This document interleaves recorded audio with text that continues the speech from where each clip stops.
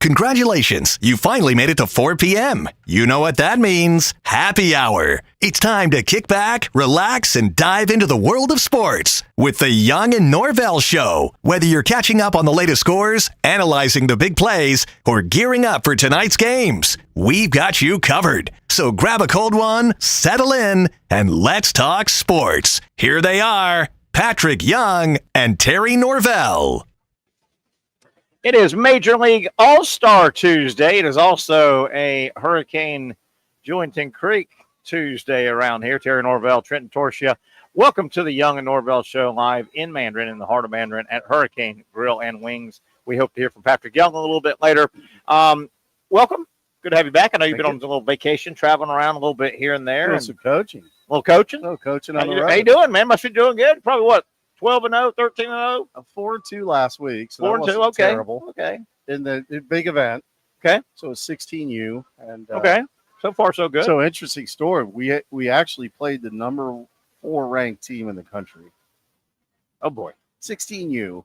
Okay. Our first 3 games, we saw 89, 89, 89. In 16 and under. Yes. They're running up. They're 89. They're already 89. Oh, boy. So with a lot left in the tank as they get bigger. Do I understand you were 4-2 going in, but what are you now? Well, it was 4-2 last week. Okay, last week. Yeah. Overall. Okay. Now, you were at a ballpark today, I understand. Yeah, you're going to go. And, it's baseball. It's baseball season. This was the collegiate. We're going to have a live report from the Major League All Star Game, I do believe, about 5:30. It's Which baseball is fantastic. season. Yeah, I think Kade's going to try and squeeze in a call. He is live in Atlanta. Our buddy Kade Kistner, who follows our baseball report on Tuesdays, the Sports Illustrated baseball publisher. So it's baseball season. How are you doing? Like when you get called to fill in some, right? And I guess because of your great baseball knowledge, how's that going this summer? Your fill-in coaching duties. This summer or my overall track record? Either over 3 or. summers. We're going to get them all. So this is the Collegiate League here in Jacksonville. Okay. The Coastal Collegiate Baseball League, CCBL. Sure. And they're friends of the show. So I'm 2-13 Oh, my. fill-in manager. What's the problem? Over 3 years. Well, clearly. More coaching? I mean, if you have to look for one thing, because I'm not coaching the same team, it's different teams. Okay. And this team happens to be right in the hunt to be the number 1 seed at the end of the season. It wasn't good. The first question is, if your record as a fill-in skipper, a fill-in baseball manager, is 2-13 lifetime. My first question is, why do they keep calling you? How do you get to 15 games? So it's a good question. I think I'm a better roving pitching guy because I win one and I lose one. And you need to cheat or something. Well, I do preface it by saying, hey, by the way, guys, here's my track record. Yeah. And then half of them want to leave. Yeah. Oh, yeah. I'm hurt. My hamstring hurts or whatever. Yeah. Ooh. Okay. Well, it is baseball day. A bunch of baseball to talk about today. Not a lot going on. SEC Media Days. We'll see if there's anything. Day number 2 of 4. We had a good report from Brent Beard in Atlanta. By the way, SEC Media Days and the All-Star Game in Atlanta right now. That's big time city. That is. I don't like Atlanta, but if you host the SEC Media Days and the Major League Baseball All-Star Game, and no big deal. Here we are in Jackson. They can handle it. They handle the Olympics, remember? So we are sitting here. Last week it was announced. Here's the difference between Atlanta.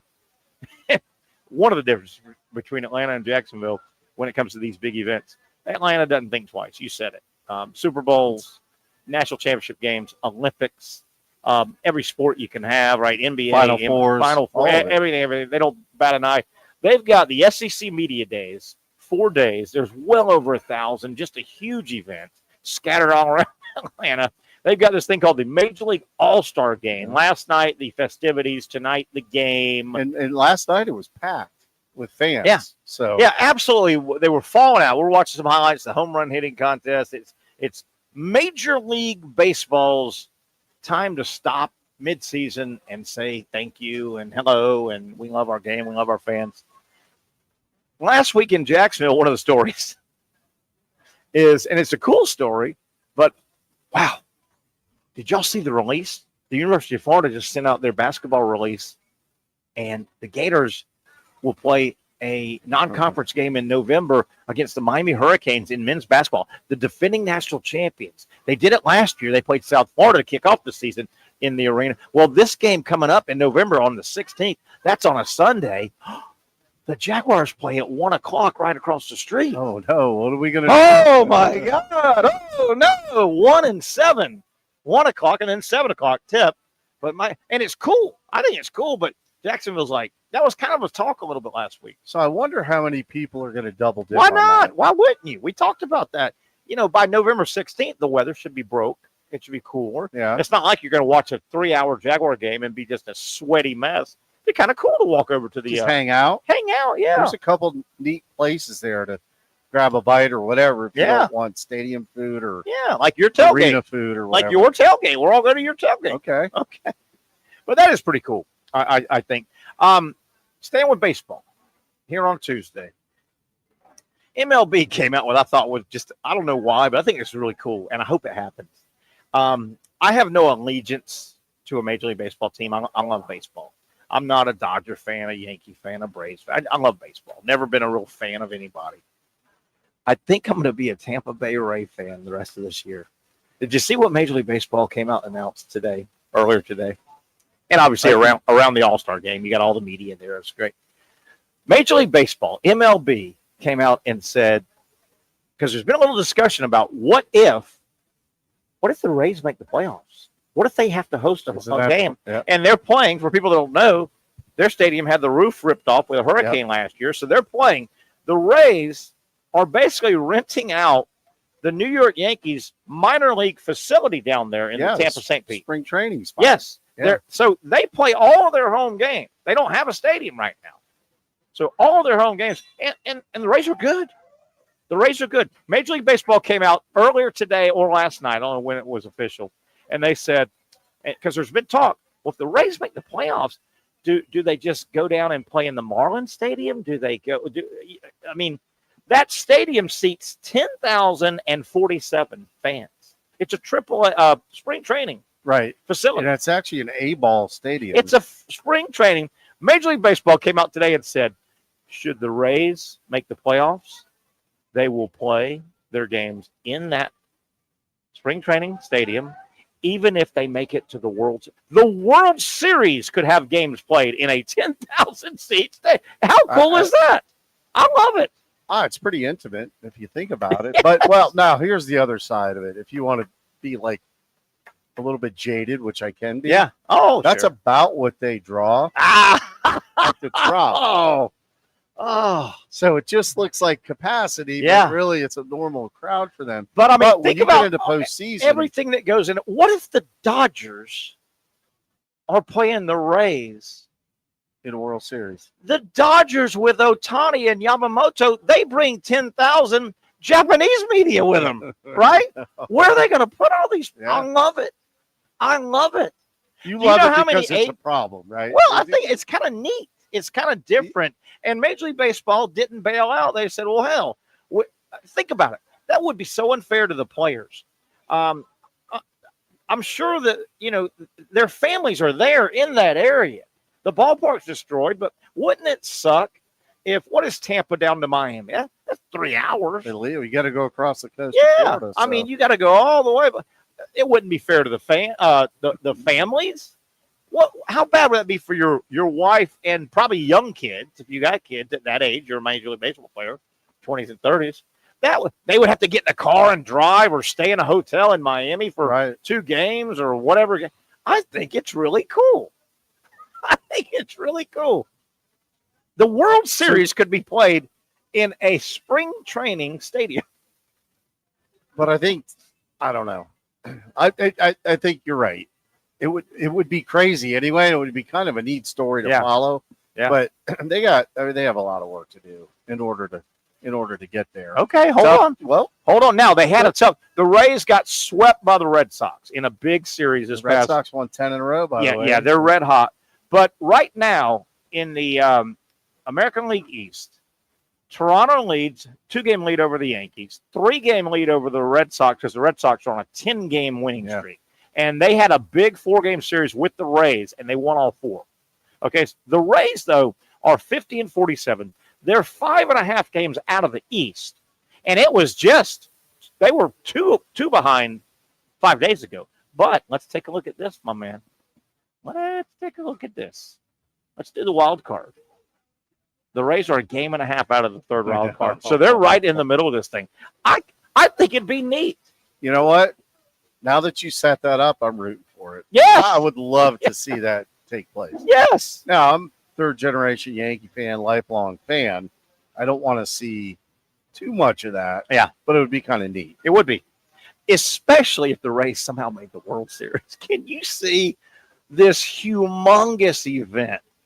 America, I don't know, say what you want about football. America's pastime, the World Series, especially if the Dodgers made it. Yeah.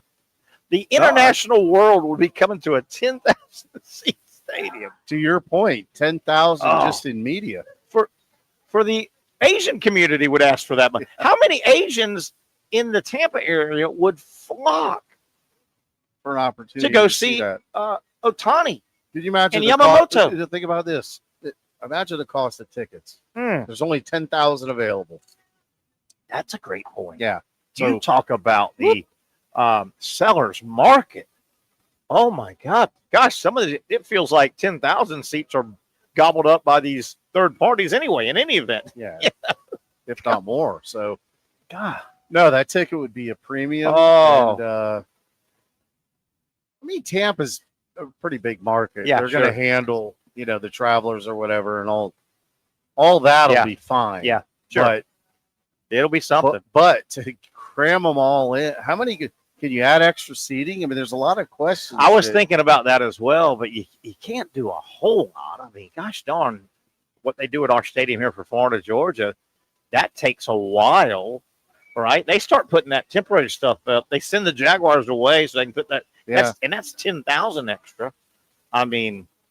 Goodness gracious. Okay, speaking of the All Star Game tonight, we hope to hear from Kade Kistner, our buddy from Sports Illustrated. He is in Atlanta, does a super job with baseball. I know you were up on this, and I hope I'm not taking any of Cade's luster for when he comes on, and hopefully we'll catch. It's always good to get his perspective about 5:30. And again, something could break, and he could have a story. But I know you're sitting here wondering, Terry, tonight, the All Star Game in Atlanta. What's the musical entertainment lineup? You're thinking that, aren't you? Of course. You ready? Of course you are. I always do. You're kind of a music guy. Yeah. You're kind of a music guy. So here you go, folks. Here you go. And I know you're up. You can chime in because you're up on all these artists, I'm sure.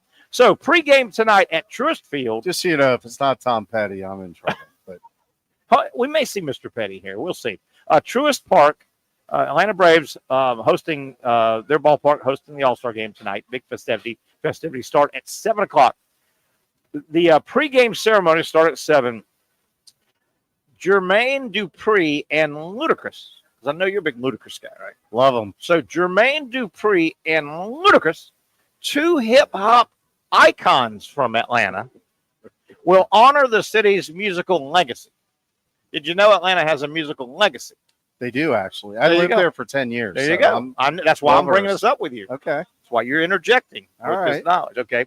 So then somebody named Kane Brown will join Jermaine Dupri and Ludacris. I just like saying that.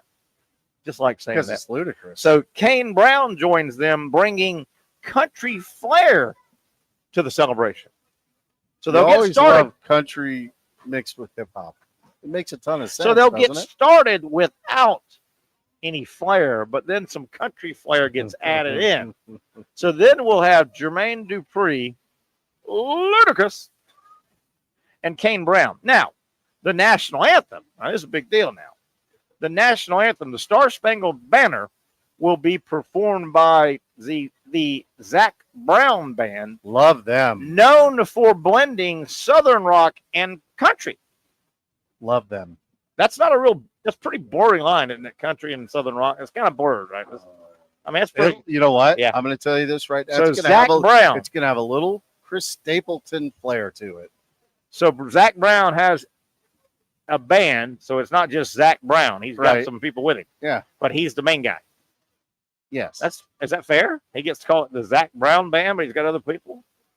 I'd be mad if I was the other people. They're pretty good. Are they? Okay. Oh, yeah. Is that would I know any? That. Would I know any of his songs? I've heard it. Seriously, I'm not a big name of song your guy. Toes in the sand.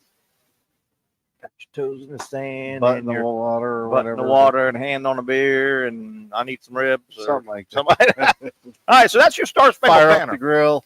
So at this point, if I know you're thinking, well, Terry, let's review what we've got. I know where you're going. We'll review them. So not only Jermaine Dupri and Ludacris, Kane Brown gets up there, and I think that's the pregame. The Star Spangled Banner will be Zach Brown and his band of unnamed musicians. Okay. And then, of course, we will need somebody to belt out, "Oh, Canada," because of Toronto, right? Why? Toronto Blue Jays. They're Canadian. Are you sure about that, though? Oh, okay. Yes, Toronto is Canada. No, I understand that.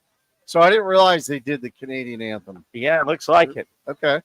So, Casey, Toronto is in Canada, right? Still, or did it move? Casey, did they move Toronto? I've been to Toronto numerous times. Sir. I have not. How cool is that? I heard it's a great city. What? It's like New York. I heard it's just great like city. New York City. Heard it is a really, really good city. So we're going to have "Oh Canada" will be sung by, and you know her. You probably have a couple of her CDs or albums or whatever. What do you have? Lauren Spencer Smith, a singer-songwriter popular on TikTok. She's a TikToker. So we're going TikTok. We're not even going. Yeah, I know. We'll pay the TikTok girl about $100. Wow. This is a big event, by the way. We're in a little bit of a battle with Canada, so we can't be throwing any money up there, right? We're in a little. So we're kicking Canada's butts. What we're doing, right? I know. And we said if you're not careful, we're going to take over you and make you the 51st state. Yeah. So we can't give them a whole lot of money, right? We're in a battle with them right now. So there you have it.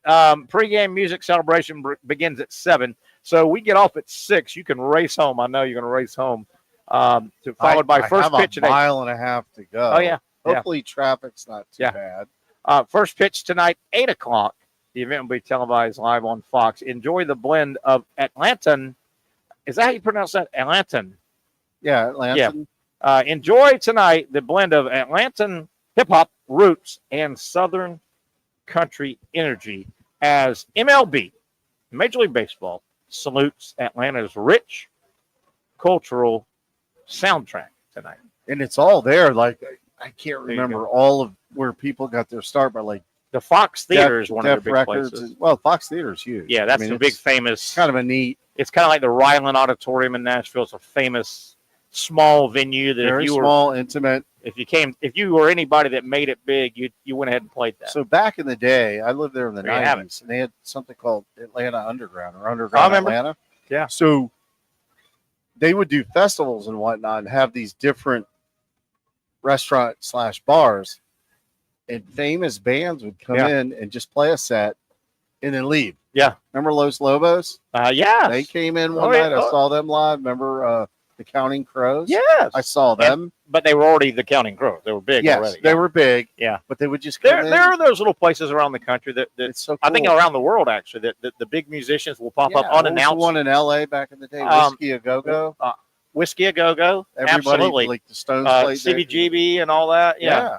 Everybody had to go to Whiskey A Go-Go. In Studio 54 in New York. Now, there was some stuff going on in that place. There was some stuff. Speaking of Atlanta, PG, by the way. Speaking of Atlanta, you probably know this. This is terrible. You know, Atlanta, I don't love Atlanta, the city of. I don't mind. I got friends that live on the outskirts and work and all. They're beautiful areas outside. Atlanta's gotten so big and bustling.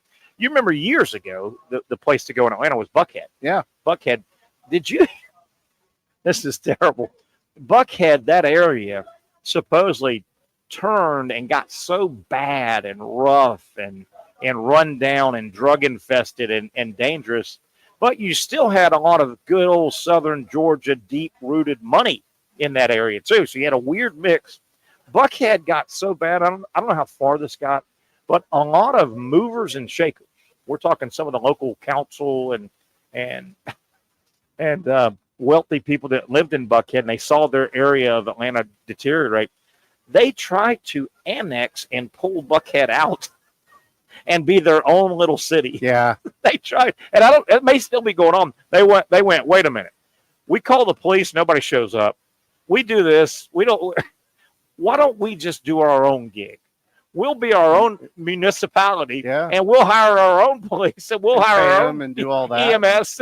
There's enough old money there, though. I don't know where that's at, but that wasn't that long ago. They may still be trying to, I think annex is the word, pull themselves out of Atlanta proper and say, hey, we'll do everything. We'll take care of ourselves. And, really, Buckhead is not far from downtown. I mean, really is like a couple miles or something. Yeah. Yeah. I'll tell you. I mean, it used to be the swanky place. It really did. It was. I mean, you would hear people talk about Buckhead and going to Buckhead a little bit like South Beach and going to, they go, man, we'll take a trip to Atlanta, go to Buckhead. We'll stay for a few nights. That area, the SEC Media Days is going on, obviously. And I've covered that before. Not in Atlanta, but I've been to the SEC championship game a bunch in the day. And one thing that's really cool is, and Jacksonville, we're trying to get this. We're so scattered. We had no one big plan. We built something here and we built something there, right? Yeah. Atlanta was pretty cool. You had the old Georgia Dome, which aged out, and now they have Mercedes, the beautiful. But the Omni, I think, is still standing because they use it for space and rent, but they also have right there the World Congress Center, this massive, massive structure for, conventions and all. Yeah. And everything's kind of right there. That CNN building's right there. But you got to get down there. But if you get down there, everything's right there. You know what? It's interesting because it depends on your mode of transportation. Absolutely. So they have MARTA. Yeah. Right? The train. Yeah. It'll drop you off right in baggage claim at the airport. Yep. If you want to get on the road. I used to travel all the time when I lived there. I would take MARTA to the airport. Yeah. Then I'd take it back, but the line only goes so far north. Yeah. But if you want to hop on the train, which is the above ground subway equivalent to New York, or even DC or any big city, kind of like the L in Chicago, all that stuff, it makes it easier for you. People are like, it's kind of a hassle. It's not. Yeah. Otherwise, it's Snarl City. When I've done Atlanta and for SEC championship game mostly, when we've done MARTA, it worked out great. Yeah. It worked out. It serves its purpose. Yeah. Yeah. Say what you want. We're sitting here in Mandarin. I've been here about an hour and a half. Got here a little early, set the gear up, messed around a little bit. This is at least the third rain shower. And the sun's out. And the sun comes out, and then it rains, and the sun comes out. This one's kind of a sun shower. Yeah. Did somebody recently bump the humidity button, and it's on full blast? Man, it's been humid lately. I'm going to tell you what. Yesterday was I was out on a baseball field. Yeah. And it was some kind of hot, like a different level. I've been hot all summer. Yeah. And I was telling people, I said, this is different level. Yeah. But it was cooking. We're going to keep it here a little bit longer, take this first segment a little bit longer. Trenton Torsia, Terry Norvelle. Hopefully you'll hear from Patrick Young. We're scheduled to hear from Kade Kistner, but certainly that's fluid. Kade is at the Major League Baseball All Star Game. Certainly he works for Sports Illustrated. He is kind enough to always come on our show once a week. We hope to hear from Kade. He may be on the field, he said.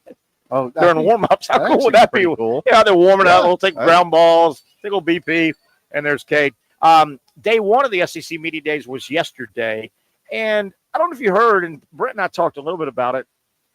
It seems far-fetched, but the fact that Greg McElroy, who's carving out a decent career as a broadcaster, former Alabama quarterback, and you've got to believe that Greg McElroy is close to Coach Saban. That was his coach at Alabama. Greg McElroy came out a day or so ago on a show, and he said, and he kept emphasizing this. He said, man, I've got this on good authority. This is one of the first day one stories. Today's day two of the SEC Media Days. But he said, I've got this on good authority. And I went back that his source said that he was told that Saban may have the coaching itch. Now, Brent Beard shot that down pretty good yesterday, but isn't that weird? This is This is Greg McElroy in the media. Who played for him. They appear to still have a good relationship. You see them a lot together because they're both in the media world now. Saban 73, I don't necessarily believe it, no, he didn't say it was a college itch. He's already tried the pro thing. Yeah, but does he want to get back into college? Would he want to get – no, he also didn't say it was a head coaching thing. Does he want to just be somebody's general manager in college? I don't know. But isn't that weird that he said that about his coach? Well, here's how I look at it. They have to have a close relationship, or at least have had one. Yeah. And you're not going to throw something out there and see if it sticks regarding Nick Saban if you're that you're in his camp, if you will. What do you think what you're saying is So there's and I don't think there's any way you do it. And McElroy has already quote unquote made it in broadcasting. I mean, he's accepted now. You don't think twice. He calls games. It's not like he's trying to get out of he just got in broadcasting and he's trying to get out of Little Muscle Shoals, Alabama on an AM station. Yeah. So he's looking to throw, darts on the board and go viral. No. I mean, this guy's won a national title. Right? I'm going to tell you right now, there has to be some validity to it, or there's no way that guy rolls that out. Yeah. Because that could, not that Saban would do it. He's not that I know where kind you're of going. person. I know where you're going. That could destroy your career. Or I at know least where you're going. Tarnish it dramatically. Saban is 73 years old. And Brett and I talked about this yesterday. He's a very young 73. He is young 73. He's a young 73. I agree 100% he retired 9 days officially. Made the 9 days after he lost the game. They were in the Final Four, right? They lost to Michigan on the goal line, by the way, right? He lost that game. They were on the goal line. And word is a tackle went the wrong way. Was it Milroe? Should have walked in. I don't want to go over the play again, but I just went over the play. You did. Yes, exactly. But 9 days, so he had already been thinking about it. I think he waited and wanted to talk to some people.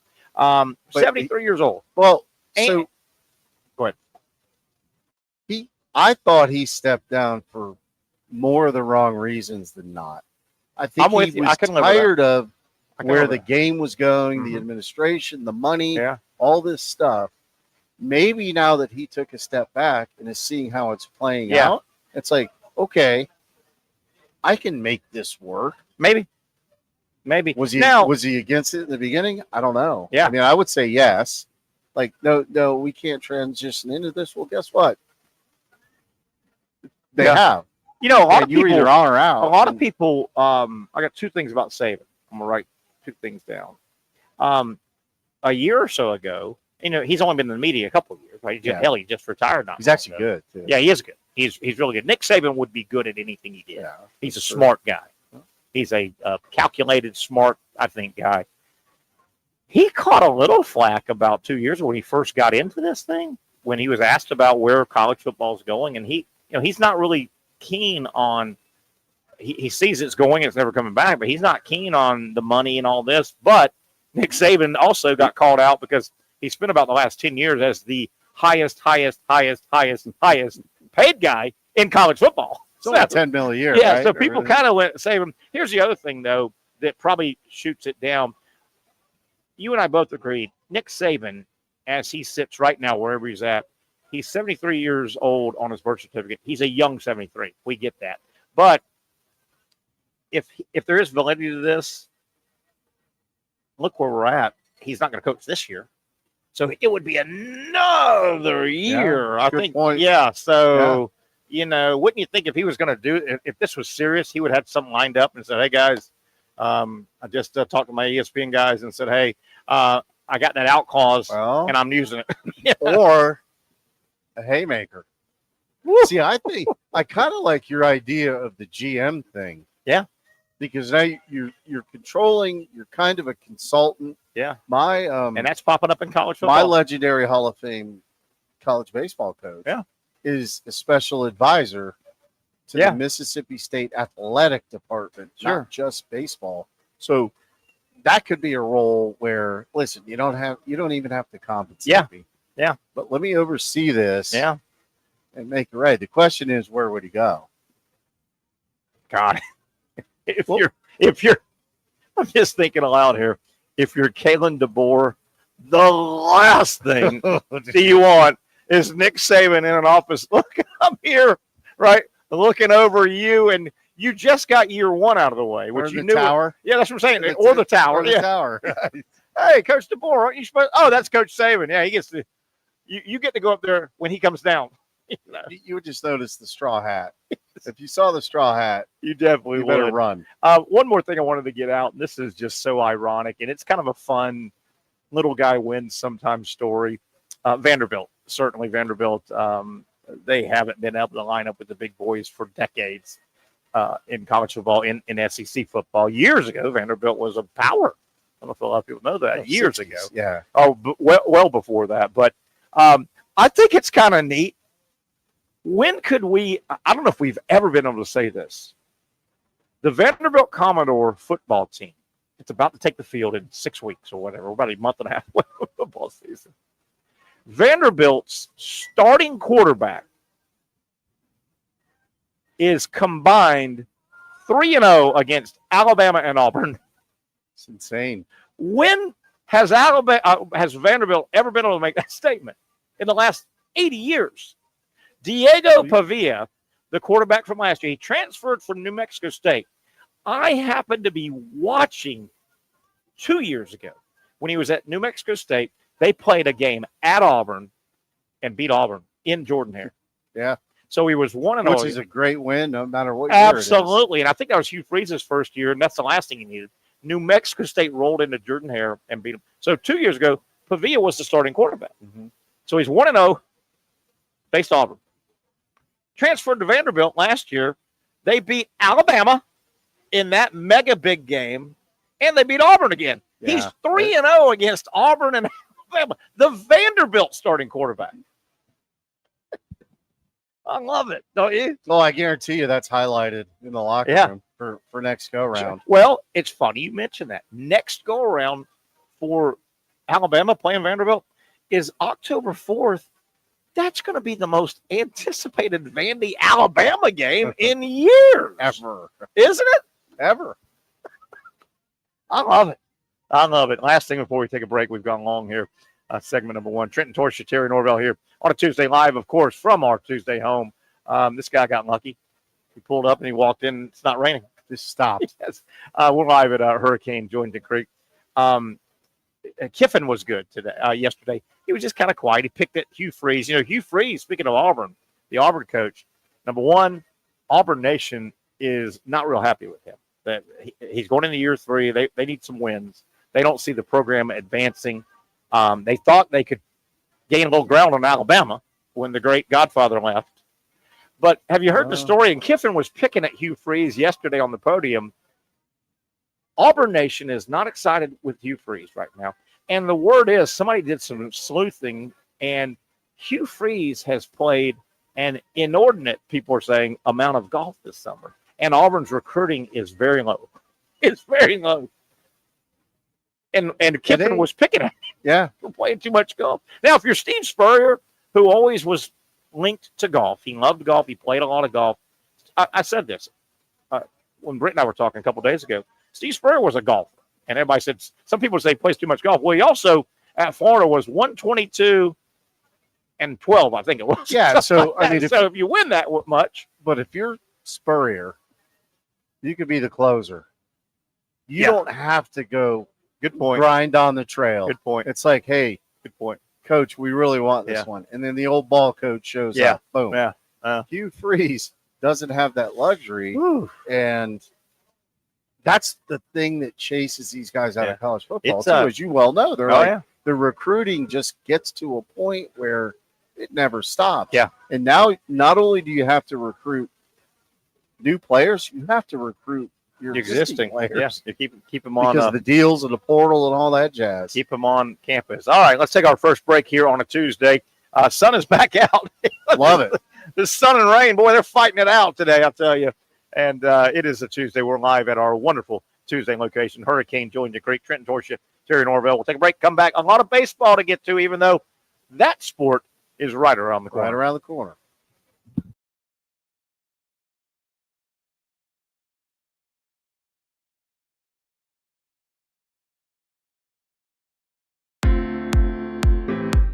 At Southeast Orthopedic Specialists, we know pain and injuries can stop you from doing what you love.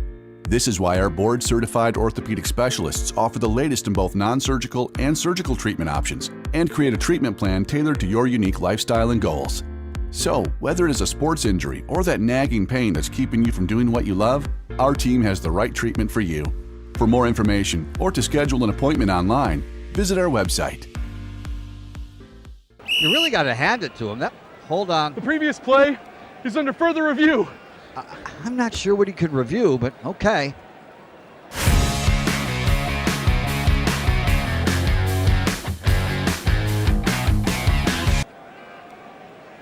Sure has been a while. Dine in at Hurricane Grill and Wings for the football season. Well, there he is. Oh, what is that?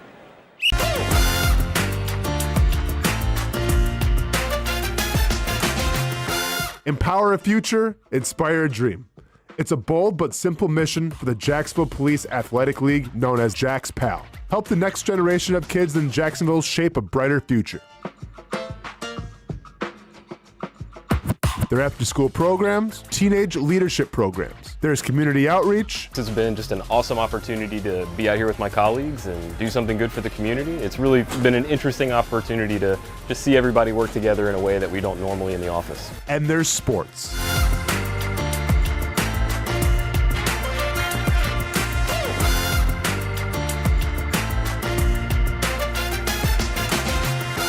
There are also ways you can help the next generation with a donation of any kind. Just visit jaxpal.org to get more information. Empower a future, inspire a dream with Jax PAL.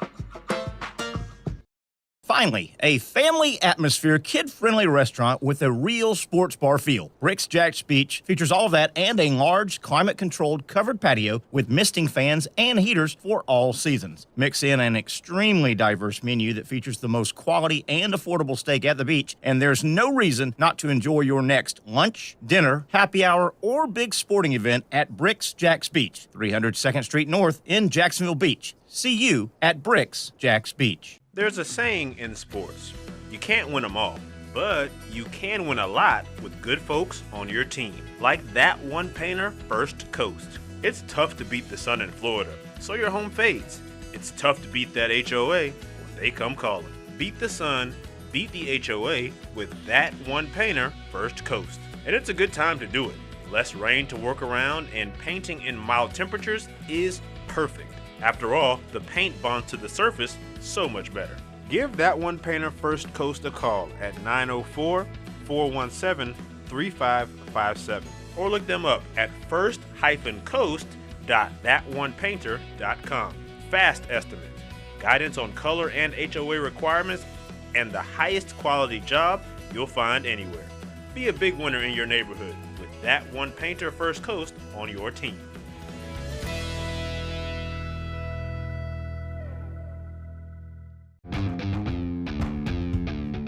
When you think sports, you think Action Sports Jax, the official station of the Jaguars, on location for every game. But the most experienced team in town doesn't stop there. From high school football to the big events in the area, Action Sports Jax is always on. Now, we take that to a new level. Action Sports Jax 24/7 is around-the-clock coverage of the teams you love and the moments you can't miss. The best local sports in Jacksonville on Action Sports Jax 24/7. That's a standard shot downtown Jacksonville. Rain clouds billowing. They come in. They go. That looks good. Mandarin. Oh, Mandarin. Yeah. Yes. I tell you, Mandarin boy can't make up his mind. Rain, cloud, sun. I know it's the river effect. It is. It definitely is. I was at the red light here, about to turn into a hurricane here in Georgia Creek, and I was at the red light. It's kind of a long red light. I knew that. And I was looking across. The creek is right here. Obviously, Hurricane Grill and Bar, Grill and Wings, Jointon Creek, right? The creek is right there. I'm at the red light, and I got a little bit of gear to roll in. It takes me, 5 minutes, but still 5 minutes. I can't just dash in. And I see the rain over the creek, and I'm like, "Come on, red light, come on! Give me green, give me green." And I end up having to do the umbrella thing. Do you have an umbrella in your car? Or are you smart enough? In the trunk. So how smart is that? Not very. I mean, seriously, it's like not very in my golf bag. Yeah. And I go, yeah. Well, Yeah. It's about to rain. Where's my umbrella? Yeah. You know what I could do? What do you have your personal safety gun in your attic as well? Hold on, buddy. Let me get up in that attic. We're gonna make this a fair fight, pal. Right. Whatever you do, don't break. Give me 30 seconds before you. Yeah, hold on, please. And go. So, like, I have no umbrella. Do I have a plastic bag I Yeah. can put over my head? And then, I try to keep. I don't have a lot of people that ride with me. You know what I mean? I just, you don't honk the horn for buddies. The old days. Yeah. I don't have that many people ride, so I throw I got a little small one that breaks down umbrella. That's generally on my passenger floorboard.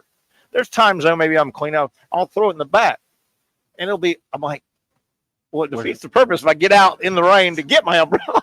Or you crawl in the back seat. Yes, and that's terrible. I don't know. That's kind of hard. We're too old to do that. Yeah, I agree. We're too old to do that. Trenton Torship, Terry Norvelle here. I hope to hear from Kate Kistner, our buddy from Sports Illustrated. He is in Atlanta covering the All Star Game. He's going to try and hook up with us around 5:30. We hope. This date in sports history, just some fun, silly stuff to get to. This date, 1934, the New York Times had a huge article and proclamation in the New York Times. They claimed that Babe Ruth, who had just hit his 700th home run, that will be the all-time record. It will never be broken. Wow. Sorry about that, New York Times. Broken a few times. This date, 1951, a little bit of a trivia for you. And Casey can jump in if he would like as well. I may need Casey's help. 1951, first color sports broadcast event. What do you think the first event broadcast here? And it was CBS, I think CBS did the first color broadcast of a sporting event. Yeah, and I'll tell you, it was in 1951. I don't know if it game or event, I guess. Well, what sport? There's a big difference. What sport? I don't know. Sport event. And it was one of the two sports that really dominated our country in the radio era. But this is TV and all. But think the radio era. There were two sports that were perfect for the radio. I'm going baseball. It was horse racing. Do you know that boxing and horse racing were huge radio because it's easy to describe? Same as baseball. Easy to describe as a radio game. I'm actually. We didn't give Casey a horse chance, did we? Racing fanatic. Are you? Oh yeah. I didn't know that. Yeah. Are you being serious? I'm dead serious. But so serious that in August I'm going to Saratoga. How did I never know that? Oh. Have you lost the money on the ponies? Oh, lost a lot of money. Yeah. Well, does your wife know you're wait a minute. A money loser on the ponies? Well, because if you bet, you're a money loser. You win some, you lose some. Whoever said that? The guy in the debtor's prison? I have my own horse wagering app on my phone. Good Lord. Yeah. They're not a sponsor, so I'm not going to say who they are. My God. Yeah. You can. Hi, my name is Trenton Torsia, and I have a gambling problem. Every show we do this. No. So what you can do, this is the cool thing about it. You can pick the track. Okay. Wherever you want. Well, that makes it better. All over the world. Yeah. I mean, you can. There's a race going on anywhere you can lose money. Out of country. I bet. Saratoga's in New York? Yeah, upstate New York. I bet a race in Japan one night. Did you just throw a dart on the board? I mean, have you ever heard of the horse? No, that's the bad part is you just do it. Casey, are you hearing this? Could you just hand me the money? So just hand me the money you want to burn. So the weekend I'll be in Saratoga. They're going to be the big horses, like the Derby runners and stuff like that. Are you going by yourself? No. Wifey's not going. Yeah. Oh, she'll go. Oh, yeah. Is she a gambler? No. Is she a degenerate gambler like you? No. And, I mean, there's I'm not going to get into it about where the funds. You should have figured that out about 5 minutes ago. I know. Well, you walked me right into it. You could have helped me out. Now I'm in the crosshairs. How do we? Oh, no. Horse racing. Yeah. Yeah. So, but it's neat because you could see the horses parade into the stadium, if you will, and your money parade right out of the stadium. Yeah, I mean, I've had good days and bad days. So you have gambled? I don't get crushed. Wait a minute. You have gambled on? Did you say Japanese horse racing? Do they have Japanese jockeys? Little Japanese guys are the horses big horses or little guys? Yeah. The other thing you could do is you could play the video on the app so to hear the Japanese announce. Wow, you're going straight to you know where. You know that? Way too much info. Way too much. All right, here we go. Tell me why I have a problem with this. And this kind of doesn't sit well, and I don't think there's anything nefarious about this, but this date in sports history, 1972, Major League Baseball had an umpire, home plate umpire, Bill Haller, Haller, and his brother was the catcher for one of the teams. Okay. I don't like that. Should I not? Am I okay? You know, that's not okay. Yeah. Is that kind of an ethical? I don't like that. But it was done in Major League Baseball in 72. The umpire was the brother of the catcher of one of the teams. I don't like that. I don't like it. Share something with you that you need to watch off air? Japanese horse racing? No. Bill Haller, Earl Weaver. What now? The most epic. Oh, he was the umpire. Yeah. I've seen that. The most one epic of the great argument. And it's wired up. Oh, it was good. It's not PG. It was something else. Earl Weaver got on him, and he got it back. Remember, he kept walking and coming back. Walking and coming back. Speaking of... the one funny thing about that, the funniest part about it. So you know this umpire. I didn't know that was his. I didn't know that was him. Yeah, that was him. And he goes, oh, yeah. This is Earl. Oh, yeah. 5 years from now, I'll be in a Hall of Fame. And he goes, for what, Earl? For what? Blanket up World Series? That is one of the great mic'd up baseball arguments ever. Unbelievable. And you can find that easy. Easy. What would happen if a lot? What would happen? And am I okay? I don't feel right about the umpire being the brother of the catcher of a team. It's not cool. No, I mean, you really what if they got into it? You just let them fight? Two brothers, just let them fight? I mean, did he do it on the bases or the plate? I think he was. It doesn't specify. I mean, I just don't like that. I don't like that. Staying in the getting thrown out, and Earl Weaver was a great arguer. One of the best. I love this one. This date, 1974. Billy Martin, at this time, managing the Rangers. Okay, because, he fired and hired. He went and coached the Oakland, I think. He coached the Rangers as well. He was a manager this date, 1974, or this week in sports history. Billy Martin, managing the Texas Rangers, was ejected from 2 games in one day. He got ejected in both games of a doubleheader. You think he carried that on into the second game? Probably at the plate meeting. He might have gotten tossed there. The second game plate meeting. That would have been beautiful. But don't you respect that? To get thrown out, ejected from a major league game twice in one day. Do you remember the old commercials, the great Miller Lite commercials with Billy Martin and George Steinbrenner? How could you not? Yeah. And he goes, tastes great, less filling. Remember all that? Oh, yeah. And they go, oh, yeah. Billy, you're fired. Again? Yes, it was a great commercial. All right, here's another one. And I'll give you, in case if you want to play along, feel free. I'll give you guys, don't look, quit peeking. I can't. I don't have my readers on anyway. We got a cheater. We got a cheater among us. I don't have my readers on. This date, sports history, 1921. Babe Ruth, back in the news. Funny how baseball season comes around and Babe Ruth has a lot of records.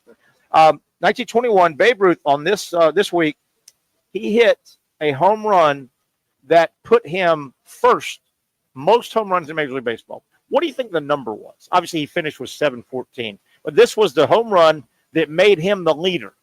See what I'm trying to explain? All-time leader. Yeah, and he was there, the leader, until Hank Aaron knocked him off. He hit 714 total. This was the one that put him at number one. I'll give you a... What year? 1921. Okay. I'll give you a 20 either way. Give me the number, what home run. And Casey, you want to jump in, Casey? You should give 100 either way. You think 100? I don't know. All right. I'll give you 100. So he hit 714. So that just tells me it's a hard question. And it really is interesting. It puts it in perspective. He hit 714. Aaron beat him and hit 755. Now, Bonds. Well, So Babe played until he played another at least 15 years. Oh, he's doing math. My man's doing math over here. Math. Which I was a communication major. So I don't know how good it's going to come out. Okay. I'll give you 100. I'm going to say 430. 138. They didn't hit a lot of home runs back until Babe came around. So when Babe hit 138, I thought about he became the leader and held that and took it all the way to 714, went off and died, and got his record broken. I missed by 300. How about that? Roger Connor, whoever the hell that is. Roger Connor was the home run leader before some guy named Babe Ruth. That's like being at 137. Yeah, well, 137. That's like being Pete Best. Do you remember who Pete Best was? He was the Beatles drummer before they found this guy named Ringo Starr. Nobody remembers Pete Best very much. Let's see here. Oh, this date, 1980. This is in your wheelhouse a little bit. This is pretty cool. Johnny Bench set the catcher's home run record. This date, 1980. He hit 314. And he passed Yogi Berra. He's not the leader anymore. Piazza has hit the most home runs. How about Piazza? He's hit the most home runs as a true catcher. He finished with 399. How do you not just give me one more? Just one more. Just one more home run. 399. Just play the next year, hit one, and shut it down. And, do what this just hit me. Do what Brett Favre and, was it Strahan? Yeah.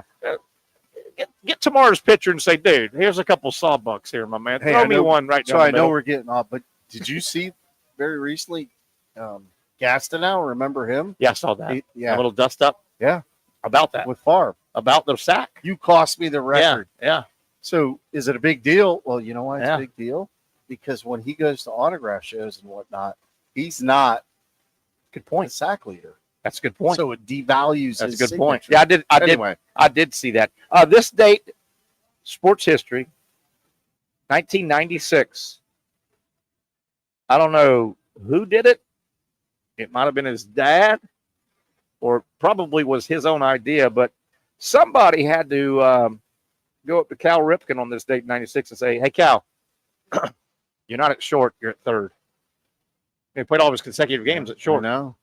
They said, no, you're too old. You don't have the range. Scoot over to third base. By the way, it was after 2,216 games at shortstop. This date, 2007. Any Philly fans in the house? Any Philly fans? How about Just this? boo, because that's what Philly fans Absolutely. do. And I don't necessarily think I like Philly fans in general. They're just Who kind of does? nobody. If you really want to blank off, get them mad, tell them this. Hey, back in 2007, the Philadelphia Phillies became the first major American sports franchise to record 10,000 losses. Filthy, terrible Phillies. 10,000 they had. Oh, last one. This week in sports history, 2019. Travis d'Arnaud. Does he still play? He played for the Braves. Yeah, but he's bouncing around. Is he still in the league? How about this? Pretty cool. Back in 2019, I think he is still in the league. He became the first catcher in a major league game to not only bat leadoff, but hit 3 home runs in the game. For a catcher, how weird is that? Had him in leadoff spot, hit 3 home runs in the leadoff spot. That's the kind of catcher you get out of catcher and make him whatever, outfielder or something else. Exactly. All right, Trent, you've been you hadn't been around for a little while. I want to get this. You played minor league baseball. You probably were involved in a bunch of strange promotions. That's what baseball is. Yes. Yesterday we had one in our Out of Bounds segment. This is coming up July 22nd, which is, not what week from today, I guess. Yeah, Tuesday, July 22nd, a week from today. Juliet the Slammers, minor league baseball team. You know anything about them? Heard of them? I mean, I've heard of them. Juliet Slammers. They have a promotion. I want to get this because you're a baseball guy. Next Tuesday, Pabst, the beer company, is coming out with Pabst Light. So they're doing a big promotion all over the country, right? Big deal. Yeah. Big deal. I like PBR, by the way. I'll try Pabst Light. Sure. Why not? Less So calories. they have hooked up with a bunch of, promoting their product starting next Tuesday, Juliet Slammers. Their ticket price to get in, it's raining again here, man. It's unreal. And the sun's still shining. Yes, it is.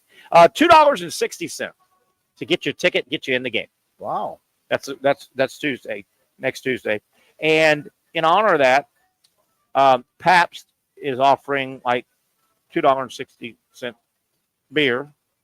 Very reasonable. That is very reasonable. And along those same lines, the Juliet Slammers are trying to make it a big deal. They have contacted the Guinness Book of World Record people, and they are going to try and set a record, Guinness Book World Record, that night, next Tuesday. They plan on dropping, along the $2.60 theme, 2,600 packaged hot dogs from a helicopter into the crowd. They want to set the record. And it goes with the big promotion. So if you can go to the game, you may get clocked in the head by Are they dropping hot dogs. They said package. Cooked? Yeah. In a what we think, yeah. Aluminum foil or whatever they put them in? I don't know. Who knows? Has anybody ever dropped a hot dog out of a helicopter? I don't know. Well, let me ask you this. If We're talking about it. If you catch one of those, are you eating it? Hell yeah, I'm eating it. You are? I'm thinking no chance on my end. I just... You've ate worse from a convenience store. Settle down, Beavis. I did play in the minor league. Yes, you did. Know that. 2,600 hot dogs being dropped. Thought you'd appreciate that. All at once. I think so. That's crazy. They're going to do it between an inning during the game. It'll be on somewhere on the internet. Got to make it. Yeah, I mean, it definitely has to make it. I'm trying to think of. You missed some fun stuff yesterday. Out of bounds. I know you're not normally there, but I was around. Wimbledon. Did you see? I'd love to call in for at least. Did you see Mr. Met over the weekend? Oh, and Casey Casey didn't work, so he may not know where it's at. You didn't see the highlights of Mr. Met, the mascot? He got pummeled, right? So the Mets this past weekend, the Mets are on the road. Yeah. So there's this big concert in Citi Field where the Mets play. They're not home, right? So there's this big outdoor concert. The Lumineers, I've heard of them. I had to look them up. Yeah, they're an indie rock group, right? Whatever really that means. So they're playing. There's like actually pretty good. There's like 41,000 people, and they've got the stage set up in the middle of the field where it would be outdoors. Mets are on the road, like I said. So at some point, Mr. Met, the big head guy. Oh yeah. He's got the big head, and he's kind of in the same concert clothing as this piano guy on stage. He's not wearing his baseball uniform, but he's Mr. Met. They're huge. He's on the stage, kind of a walking stage. They're playing their ass. You can see all the when I guess they introduced him because you see all the cameras and it's packed. The place is packed. I don't really know who the Lumineers were. They have a lot of fans. Oh, they're good. So I guess the lead singer takes a tambourine, and Mr. Met's from here to the door, 40 feet away, and 20 feet. They pitch him a tambourine. Of course, he can't catch it. He's Mr. Met, and he's in a mascot. You probably can't see out of that big. I probably can't see. It's a baseball head. That plays into this. I'm not sure indie rock fans, anybody in the stadium could have caught because they're probably not the most athletic people. Anyway, I digress. So Mr. Met fumbles the tambourine, and he bends down and gets it. So he's probably 40 feet away from the piano, and I guess the lead guy who pitched it, he's heading that way. But he doesn't realize, I don't think he can see real good. And a baseball field is pretty flat. You're not going to have any fall-offs. He didn't think. He fell right off the stage. Dude, he got up so fast. He didn't miss a beat. I'm okay, right? Yeah, got jumped up. Oh, I'm good. I'm okay. I'm good. I've done that before. I'm good. Not quite like that, but, I haven't had a full gainer like he did. But we've all been out and about, and somehow you're walking and you don't pick your foot up, you stumble, you hit either on a step or you don't realize the step off is deeper than it is. We'll go to break here in a second. We're looking at some Major League Baseball All Star Game pregame activity. Obviously, the players are on the field. Paul Skeens, how cool! He gets his second start in a row. He's 4-8. But has the leading ERA in Major League Baseball. It's like 2.1, 2.19 or something like that. Yes. By the way, the youngest guy ever Skeens. to start was back to back. Oh, Skeens is. Yeah, he went back to back. He got the start last year. But the story ever. The story this year is a 4-8 record. Thank God they look deep into this. He's had a great year. His team can't score him any runs. No. He's got a 2-point. He's got to get out of there. Oh, I'm sorry, Pirate fans, but it's we're watching Nolan Ryan again. Nolan Ryan's 24 years. He played on about 18 years worth of bad teams. Nolan Ryan was famous for that. Nolan Ryan's got 12 one-hitters. I don't think he won all those games. No, because I told you needed to be part of this debate. We got in a heated debate with our buddies about Nolan Ryan. And we're like to the point where you got to Google his numbers. His lifetime ERA was in the twos. Yes. But he's a below 500. He played on some bad teams for a lot of years. But you can't go out and give up a run and lose. No, Skeens and Skubal will get the start. You made a good point, too. When we were young kids watching the All-Star Game, when it really mattered, the starters would go 2 or 3 innings. Yeah. And then somebody would come in and go 2 or 3. Now they try and give everybody an inning, and they run them in and run them out. But, hell, that's kind of how the game's played now. After about the 5th. That's true, too. They run them. As we break, I think I'm right. Maybe I'm not. Correct me if I'm. Is this the All-Star Game? Did Atlanta have a game moved because of political reasons or something? They had an All-Star Game that moved. Was it Atlanta? I'm not thinking of the wrong city. Maybe not. How recently? 7-8 years ago. Something to do with. Maybe I'm wrong. This is Atlanta's third time hosting. Okay. 95th All-Star Game, by the way. 95. That's cool. Major League Baseball All-Star Game. They're all the All-Star games in these sports are. They've lost their luster. So much sports is on TV. But baseball, you can't trump up as much as basketball and football. Football, they cancel, by the way. But if you want to watch the best pro sport All-Star game, it's baseball. It's baseball, yeah. Again, you can gimmick up basketball. We can try throwing half-court lobs. We can try shooting 32-foot. Football, you saw what they did. They patted each other. They didn't even tackle. No. Baseball, other than being the Savannah Bananas, you can't really fake up a baseball game. I have to throw you a pitch. You're not going to field it between your legs at shortstop. You're not going to disrespect the game, right? You're not going to do a somersault as a fly ball's coming to you. No, and it's the most wholesome All-Star game of all the sports. Even hockey, baseball does have problems with, much like the dunk contest in the NBA, the home run contest. You can only do so much with a lob to pitch and a guy swinging as hard as he can. You can only do so many dunks. The dunk contest ran its course. The home run derby, I think, ran its course. What else can you do? I heard some people today go, well, they're just lobbing it in there. Well, do you realize that's how you take batting practice, Absolutely. too? Now, absolutely, batting practice isn't about hitting out of the ballpark either. They work on certain things. Yeah. Sure. But it's the same velocity you're going to get from a batting practice pitcher. They just showed, how about this, the tale of being on a good team versus a bad team. Skubal for Detroit gets the start. Great left-handed pitcher. They're rolling. He's like 10-3 with a 2-point-something ERA. Skeens gets the start for the National League. He's on a bad team. The Tigers are great, by the way. They may be the best team in baseball. They have the most wins in baseball, I think. So there's Skubal on that side. Skeens 4-8 with the best ERA in Major League Baseball across the league, but his team is terrible. No, and it stinks for him. Yeah. I mean, it really does. And I feel bad, and he needs to get out of there. I'm sorry. Get him out. But, I mean, they've got him. Well, unless they trade deadline. He's still on his rookie contract. Yes. Which that would be the time to get him. Yeah. But what are you going to give up in return? Yeah, definitely. All right, let's take a break here. We open up the second hour off and running here. Hour number 2, the Young and Norvelle Show.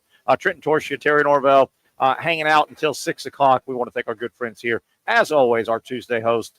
They're wonderful to us and have been for over a year now. Hurricane Grill and Wings in Julington Creek. You really got to hand it to him. Hold on. The previous play is under further review. I'm not sure what he could review, but okay.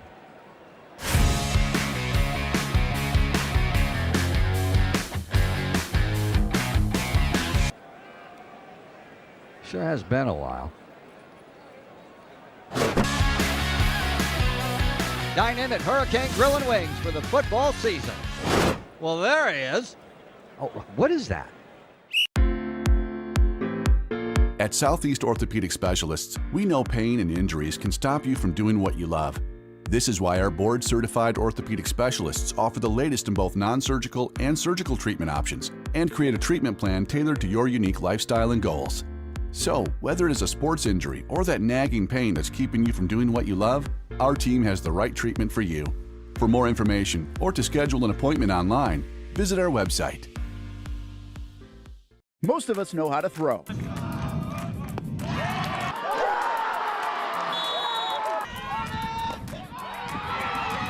But you need to know what to throw. I'm not talking about footballs, baseballs, softballs. We're talking about those items you need to recycle. Republic Services explains it easy. Recycling simplified. 1.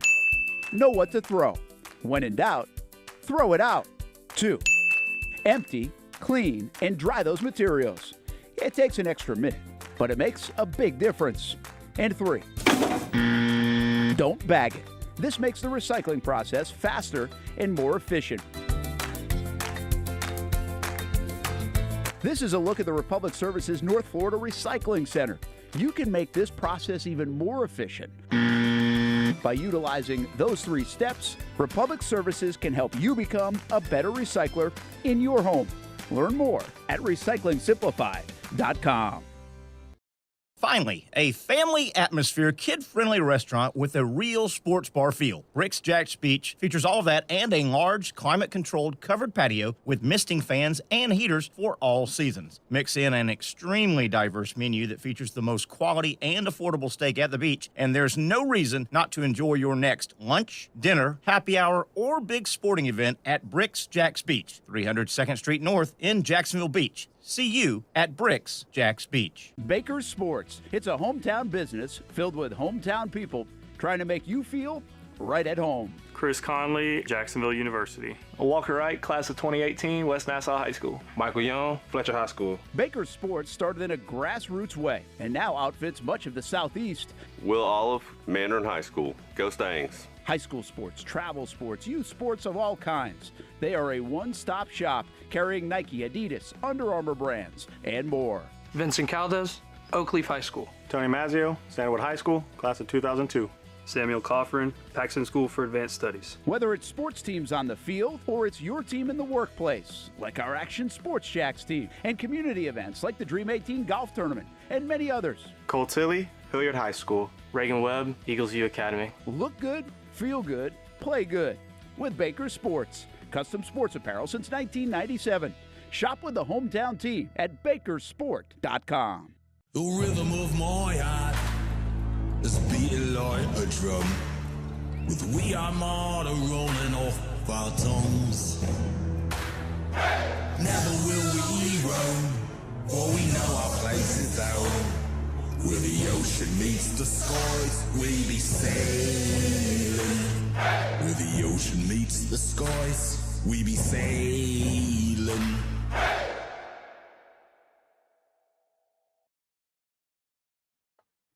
All right, we are back here on a Tuesday, All Star Game Tuesday. I'm not sure, Kade Kistner, our buddy from Sports Illustrated, who is in Atlanta covering the Major League Baseball All Star Game, I'm not sure if he's going to be able to hook up with us. He is just up to his ears and eyes covering this game and writing stories and doing different things for his job. So if we don't get Kade, we certainly understand. Trenton Can you imagine how chaotic? Oh, absolutely. Right, we're watching a lot of the pregame warm-ups, and they start in 3 hours? Yeah, 8 o'clock. So they're on the field. They're taking ground balls. BP probably just wrapping up. Kade's out there, and I don't know if he's going to be able to check in. We'll leave it wide open. Trenton Torsia, Terry Norvelle here at Hurricane Jointon Creek, our Tuesday home.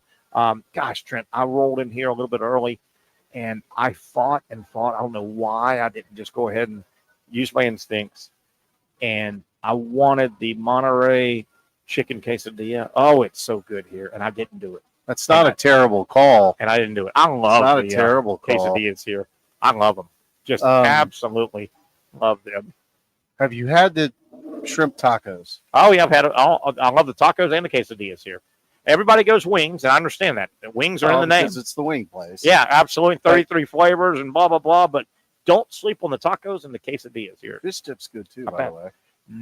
Have you had it? Yes, of course. Yeah. I've been up and down this menu. I love it. I absolutely love it. Major League Baseball All-Star Game tonight. Trent, I want to go over some numbers, teams, and news and notes, and just some stats. Have you seen? I mean, this is starting to get serious with Cal Raleigh. He's got 38 home runs. Yeah, he's leading Major League Baseball with 38 home runs. How about this stat?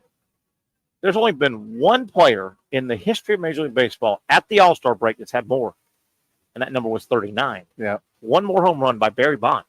I mean, this is real. Now I get it.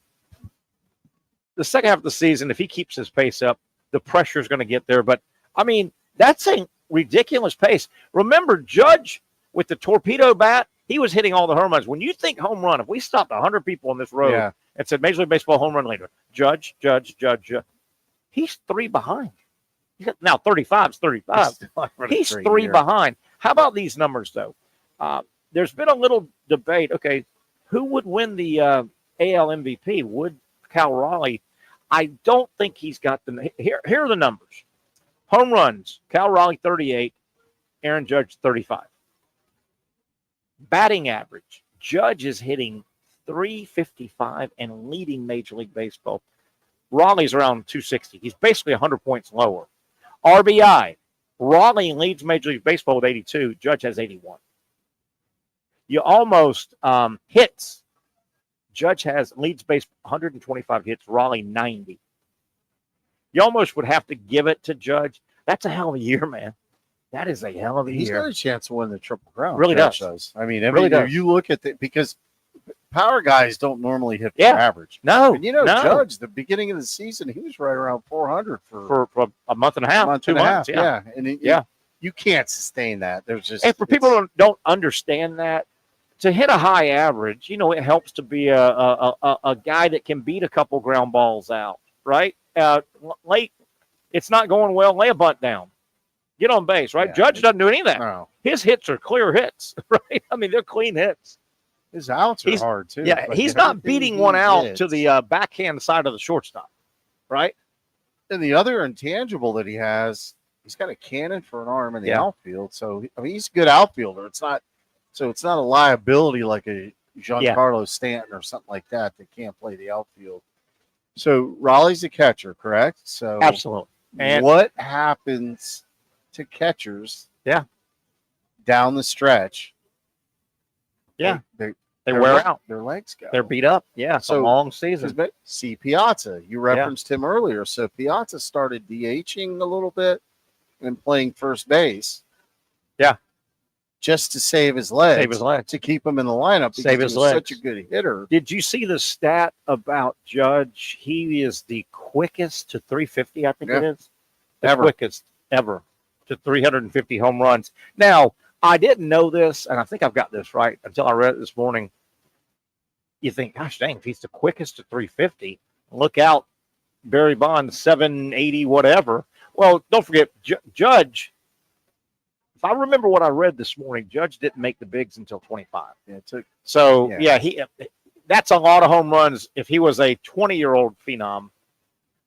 Which Bonds 20 was. But yeah, exactly. Bonds, between 20 and 25, that's another 100 and something home runs. Yeah. So that will kill him longevity-wise to go get the big record.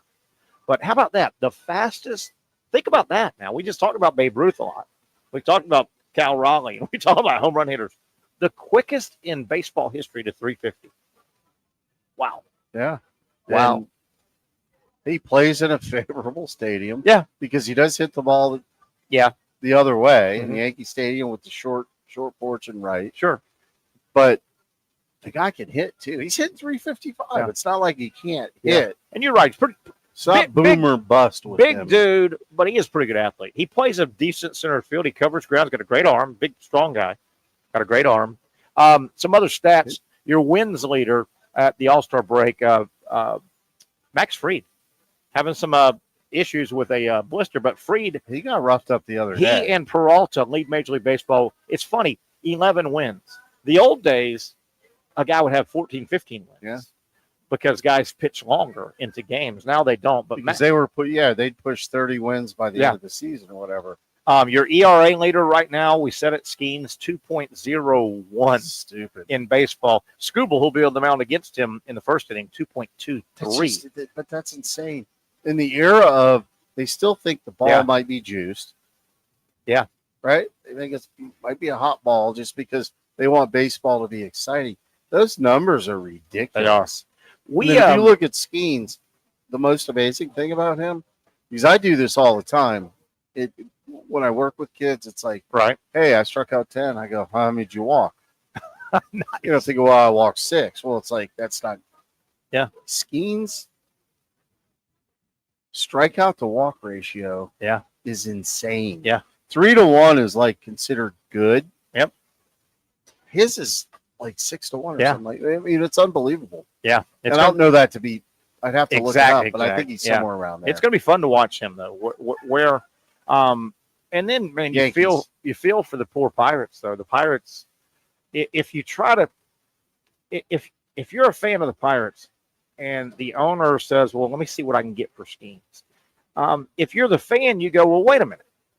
Going and getting a couple of prospects or one established guy and a couple of prospects, that's great, but you still will have to open up your wallet, or we're just going to be where we're at. You're just trading a super, right? Are you all in, Mr. Owner? Just trading Skeens to get a starting outfielder, another pitcher, and 2 prospects. That's great. But if you're not going to open the book and go all the way, the wallet, we're just back where we're at, aren't we? We're going to win, 74 games. Well, it's a payroll issue. Yeah. Right? Small market team. So it's like that narrative's not going to change. The Royals isn't going to change. The Twins aren't going to change. The Rays aren't going to change. That's part of the problem with Major League Baseball, Sure. and I don't want to get into it because the Dodgers can spend all the money they want and just pay the luxury tax. Yeah. I'll just, that's fine. So it's the have. They and scoffed at have the luxury tax. They're like, what is this? But I think if you're the Pirates, you're going to get at least 1, maybe 2 first-round draft picks. But I mean, that's and what prospects. I'm trying to get and to money. is that's not enough to get them over the hump. If you're the owner and you're a fan, you would go, well, just keep him around if you're going to get rid of him, but not back it up with more money. You know what I mean? That organization needs 6 or 7 good players. Yeah. So well, then what happens when they get good? Yeah. And then it's time to move on. Yeah. Because they're not going to pay that next contract. So Skeens being on his rookie contract, when it's time for him to renew, they're not going to be able to afford him. Sure. According to how they operate. You would think. So you would have think to it would unload him before he becomes a free agent. If you let him become a free agent, you have posed yourself as an organization. Yeah. Yeah. And, their MO says they won't be able to handle him. If they stay to their guns, that second contract, they're not going to do that Ohtani looking thing. They're just and that's what it's going to be, by the way. Yeah. They're so get rid of them while you can and get the value while you can. Looking at we've talked some stats, individual players, looking at some stats where we're at now at the All-Star break from the other perspective. Your worst teams right now, the Rockies have 22 wins. The White Sox are considered sad. The White Sox are considered also a bad baseball team. They have 32. The Rockies, though, what's the record? The White Sox said it, I think, last year. They were 41 and 121, if that equals 162. It does. So we're sitting here and we consider the All-Star game break halfway, but it's not. So the Rockies have 22. 22 doubled is 44. Okay, they're going to win more than, slow down. We're 15 games. The Rockies are at game 96. They're not at game 81. 81 is the true. The All-Star game always ends. You play close to 100 games before the All-Star break. So they're probably on pace for only 37, 38. How bad is that? How do you do that? How bad is that? By the way, and give these guys credit for showing up to the ballpark every day. Yeah. And on these bad teams, I think we've had 4 managers fired. White Sox fired their guy, Pedro Grifol, last year. You wonder, a team like the Rockies, and Casey and I were talking about this before on the show a couple of times, a team like the Rockies, 22 wins, on the surface, a lot of people say, man, they got to fire. They'll probably fire the guy before the All-Star weekend is over. Is it the manager's fault, or does he have no talent? I mean, you can only coach, right? What do they tell you about? Isn't it a talent thing too? So it comes down to fire the GM. Serving you a sandwich, right? And then making you eat it too. Yeah. That's kind of the scenario there. I mean, you're sitting here whacking what Baltimore got rid of their guy, I think. not his fault. We've had four managers on a really, really, really, really, really bad franchise like the Rockies. Yeah. Is it the manager's fault? He's got bad bullets in the gun, doesn't he? He's got bad. On the other side, yeah, or no really, bullets in the gun. On the other side of the spectrum, a little surprising, even though this team has been consistent from the first pitch. If I asked some baseball guys, all right, we're at the All Star break, which team has the most wins? It'd be easy to go Yankees. It'd be easy to go Dodgers. Detroit leads Major League Baseball with 59. Dodgers 58. The Dodgers just scuffled. They were riding high 3-4 weeks ago. They just scuffled. They finally took 2 of 3 from San Fran. The Dodgers at 58, they're second, but the Detroit Tigers have been consistent all year. They've run away with their division. 59 wins. How about that? Yeah, and there's no turning back. But you're going to scuffle, too, as a team. Yeah. It's a matter of when does it come and how long is it going to last. So Detroit hasn't hit that point yet. They haven't. The Dodgers had it until recently. Yeah. The Yankees hadn't until recently. Yeah. And now all it takes is another team to get hot. And I think Toronto swept the Yankees. Yes, they did. All of a sudden, you gain 3 or 4 games. Yep.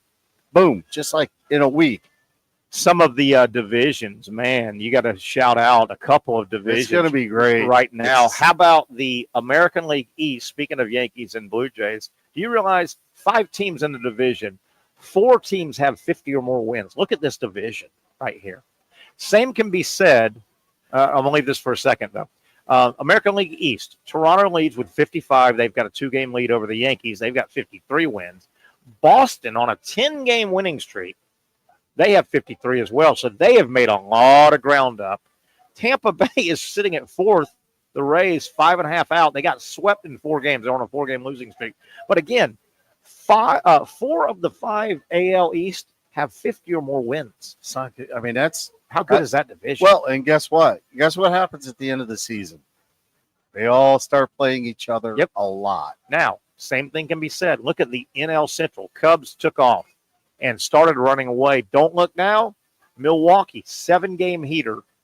Milwaukee's 1 game back. But the NL Central, 4 of the 5 teams have 50 or more wins. How good is that? It's great for the league. How good is that, man? Wow. Milwaukee is on a heater as well as Boston. We told you about that. The Cubs had a nice weekend. They were scuffling a little bit. They've been in first place. They took 2 or 3 from the Yankees. Boston, though, is the team right now. Boston on a 10-game winning streak. And I'm telling you, it seemed like yesterday they were 8 games out and going the wrong way. And I don't like Boston, so I'm glad that the break came at a right time. Nice. For Beantown. Excuse me, Braves 12.5 out and basically out of it. That's just tough. They're deep. They're deep out of it with the wild card as well. The other thing, Trent, that will be fun, and I think it's going to heat up maybe the rest of this week, and then obviously the deadline is the 31st. We're going to have some movement. We got a little bit, but there's going to be movement, right? There's going to be teams that go get pitching, teams that go get a bat. Can't wait for that. I love this trade deadline stuff. It's kind of a cool time too, and really the thing to look for is what contracts are expiring. Yeah. So where you do we're not going to resign this guy. We might as well get something for him, right? Right. Like we mentioned it earlier, you don't want one of your guys or your dudes to go to free agency. Then you get nothing. Yep. You get some sort of compensatory. Yeah. Thing, but it's not. It's not. Or compensatory, I should say. I'll tell you who else has kind of kept it together. They were scuffling at the Mets and the Yankees really scuffled 2 weeks ago at the same time. They were losing left and right. The Mets have kind of held on. They're only a half game behind the Phillies, but those are the 2 teams. Nobody else is going to factor. The Marlins are having a decent year. But look at they're doing what the Marlins do. Look at the Braves, though, in 4th in that division. And you wonder, will the Braves be a sell?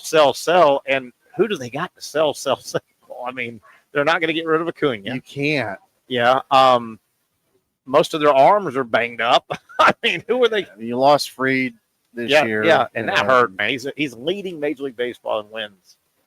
That hurt. But those are the things you look back on and you go, who who's managing this situation, then it falls back on the GM. But guess who ends up being the fall person? The manager. It really does. The bench guy. That's kind of what I was trying to the skipper to get at. Looking way ahead and looking through Major League Baseball glasses to postseason. Don't you know, two guys we talked about, Major League Baseball would love the Yankees to make the playoffs and square off with Seattle. You could have Judge and Raleigh with 58 and 61 or something. Yeah. MLB always looking for line stories. Love that, wouldn't they? They would love it. They would love Seattle's that. in the mix. I mean, absolutely. In the they're not going to win their division. Well, they're 5 out, but they're clearly in the mix for the let me pull up the American League wild card, and it's going to be tough though. Like I said, there's a lot of teams with 50 or more wins everywhere. Here's the American League wild card. If it ended right now, Yankees would be in, Boston would be in, and the Mariners are holding on. They're a game and a half up, so they got a lot of work. It's a long way to go. But baseball would love a storyline of a couple guys with deep 50 or how about low 60 home runs going at it. No. And you know where Raleigh played ball, right? FSU catcher. Yeah. The FSU catcher. Big, tall guy. Reminded me a lot of Rutschman, the guy from Oregon State. Well, they've actually made that reference. Yeah, when I used to see Raleigh playing on TV for Florida State, you went, God, that's the guy from Oregon State. Yeah, they've got that wiry, long. And he's switch hitter too. Yeah, and you knew Raleigh was going. He was a big league player. I was trying to think back, and they probably said something last night because I watched the Derby, and one of you ever seen a switch hitter compete in the home run derby from both sides? How about that? That was pretty cool. How about that? And and they're like, what's his better power side? Or doesn't matter. The ball flies out of Atlanta. A switch hitting catcher is so rare. I'm just telling you, I'm so rare. Ted Simmons. I'm trying to think of some guys. Were we on air or off air when I said they may take him out of that catching situation to save his legs, because your legs are gonna leave you toward the end of the season. That's just the way it goes. And you hit with your legs. Yeah. You can say whatever you want. I mean, if you watch these power hitters, they hit with their legs. Yeah. What did you think about O'Neill Cruz? 6'7"? Yeah, he's the Pirates guy. He's the whippy guy. Yeah. When I saw him a couple of years ago, you're like, wow. You know who he reminds me of? Darryl Strawberry. Strawberry. I'm going way back. They've got the build. Yeah. Same build, same sort of and long whippy swing. The two guys, and by the way, the shortstop position, there's a lot of good shortstops in big league right now. Yeah. When I saw a couple years ago, when I saw Cruz for the first time, had heard about him. This guy's 6'7", he's an athlete. And then I saw the Reds guy, De La Cruz. De La Cruz. I saw that guy. I mean, this guy, he runs like a deer. Yeah. Both of them are all legs. So my buddy Jeff Brantley is the Reds color guy still on radio. Yeah. And De La Cruz, I sent him a text. I said, De La Cruz. And his reply was stud. Yeah, stud. I want to see if this – I didn't watch the All-Star Home Run Derby last night. You did. I want to see if this came up, because I vividly remember 2-3 weeks ago, Casey and I brought this up. And this was a massive, massive first week Major League Baseball this year story that totally went away. Did anybody mention the torpedo bat? No. You remember the first week? Yeah. Oh, my God. Baseball is going to stop being played. This is terrible. And the hell happened to the torpedo bat? Where'd that story go? With the murder hornets. Remember the murder hornets were supposed to be heading this way and going to kill everybody? Yeah. What happened to the torpedo? That was the fire story week 1. Anybody mention it? Does Judge still use a torpedo bat? I don't think Judge ever used Was one. he not one? Somebody. Volpe. I know Volpe. Oh my God, they're using a torpedo bat. It's so unfair. Have you seen one live? They look weird. I have. Like somebody had one in this collegiate league that I'm working with, and they go, hey, there's a torpedo. I go, I've got to see it, and I look at it, and it's so gimmicky looking. Yeah. That. Well, you know how it works. I go, yes, I know how it works. Yeah, move it here, from here to here, move it. Yeah. My comment was just barrel balls up. With did he get any hits with it? I think it broke. I think somebody broke it like the first. And if they're selling that at the baseball places, I mean, because of the PR it got, they're putting about a $200 price tag on it, and you break the damn thing. Yeah, one swing, crack. Hey, can you imagine? Hey man, can I use it? I don't want to be a bad teammate here, but no.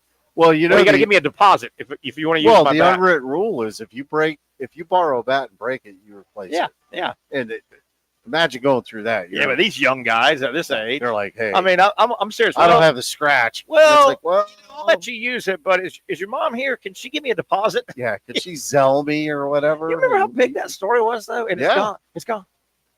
It's gone. It lasted a month. It did. Yeah. Torpedo bat.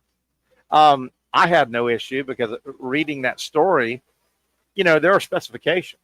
Bats have special specifications and length and ounces.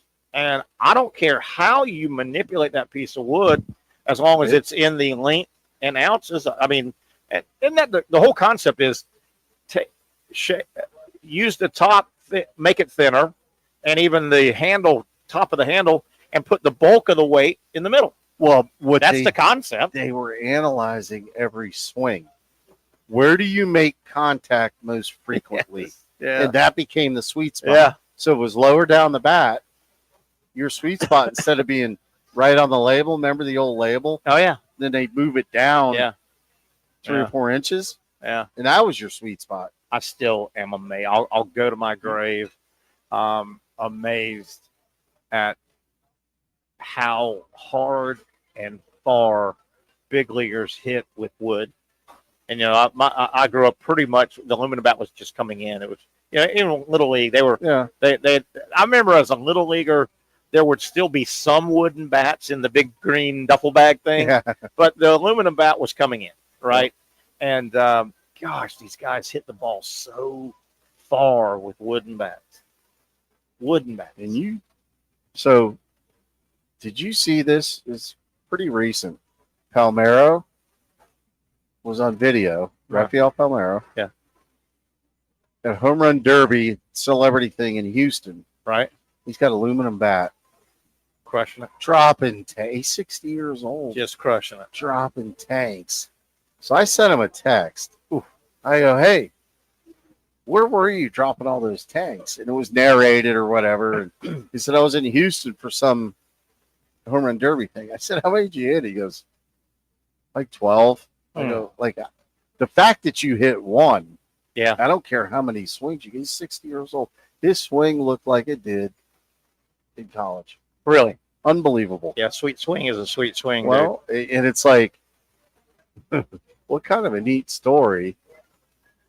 And I don't know if you would go up right now and take BP. You probably would because you're crazy that way. Ooh. But the question, would I go out and throw live to a hitter, right? I'll throw batting practice with a screen in front of me, but I'm not throwing a live hitter. No way. It's game over. No way. Game over. No way. That thing's coming back at you. I can't even react to it. No way. All right, let's take our final break. We'll come back, start wrapping things up. Trenton Torsia here. Terry Norvelle, glad to be here. Our Tuesday home, of course, is Hurricane Georgia Creek. Back after this quick timeout on Action Sports Jacks.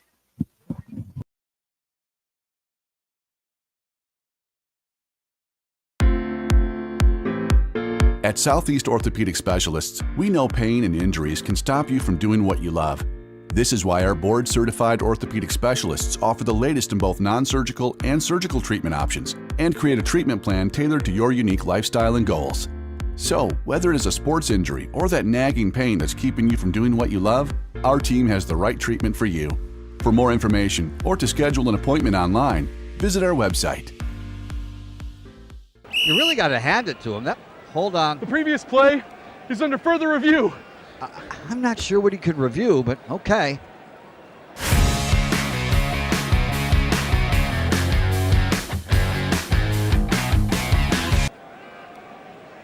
Sure has been a while. Dine in at Hurricane Grill and Wings for the football season. Well, there he is. Oh, what is that?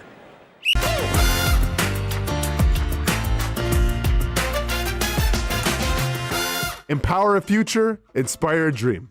It's a bold but simple mission for the Jacksonville Police Athletic League known as Jax PAL. Help the next generation of kids in Jacksonville shape a brighter future. Their after-school programs, teenage leadership programs. There's community outreach. It's been just an awesome opportunity to be out here with my colleagues and do something good for the community. It's really been an interesting opportunity to just see everybody work together in a way that we don't normally in the office. And there's sports.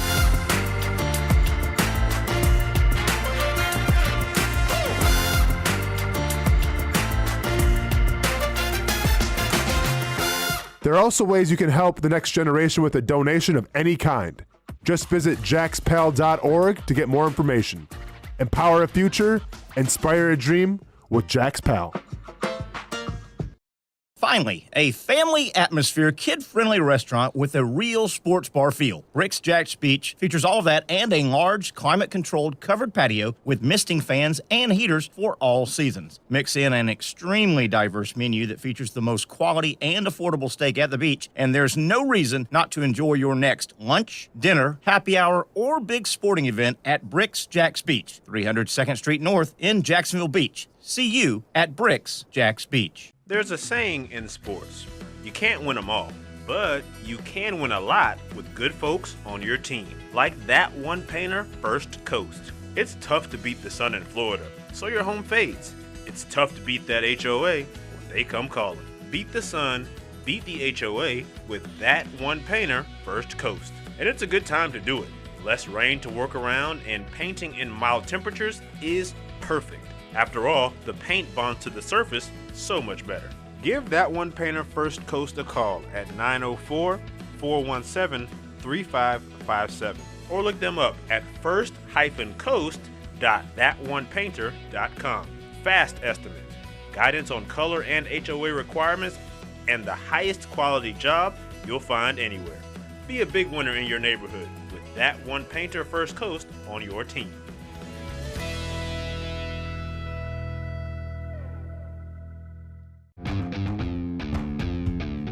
When you think sports, you think Action Sports Jax, the official station of the Jaguars, on location for every game. But the most experienced team in town doesn't stop there. From high school football to the big events in the area, Action Sports Jax is always on. Now, we take that to a new level. Action Sports Jax 24/7 is around-the-clock coverage of the teams you love and the moments you can't miss. The best local sports in Jacksonville on Action Sports Jax 24/7.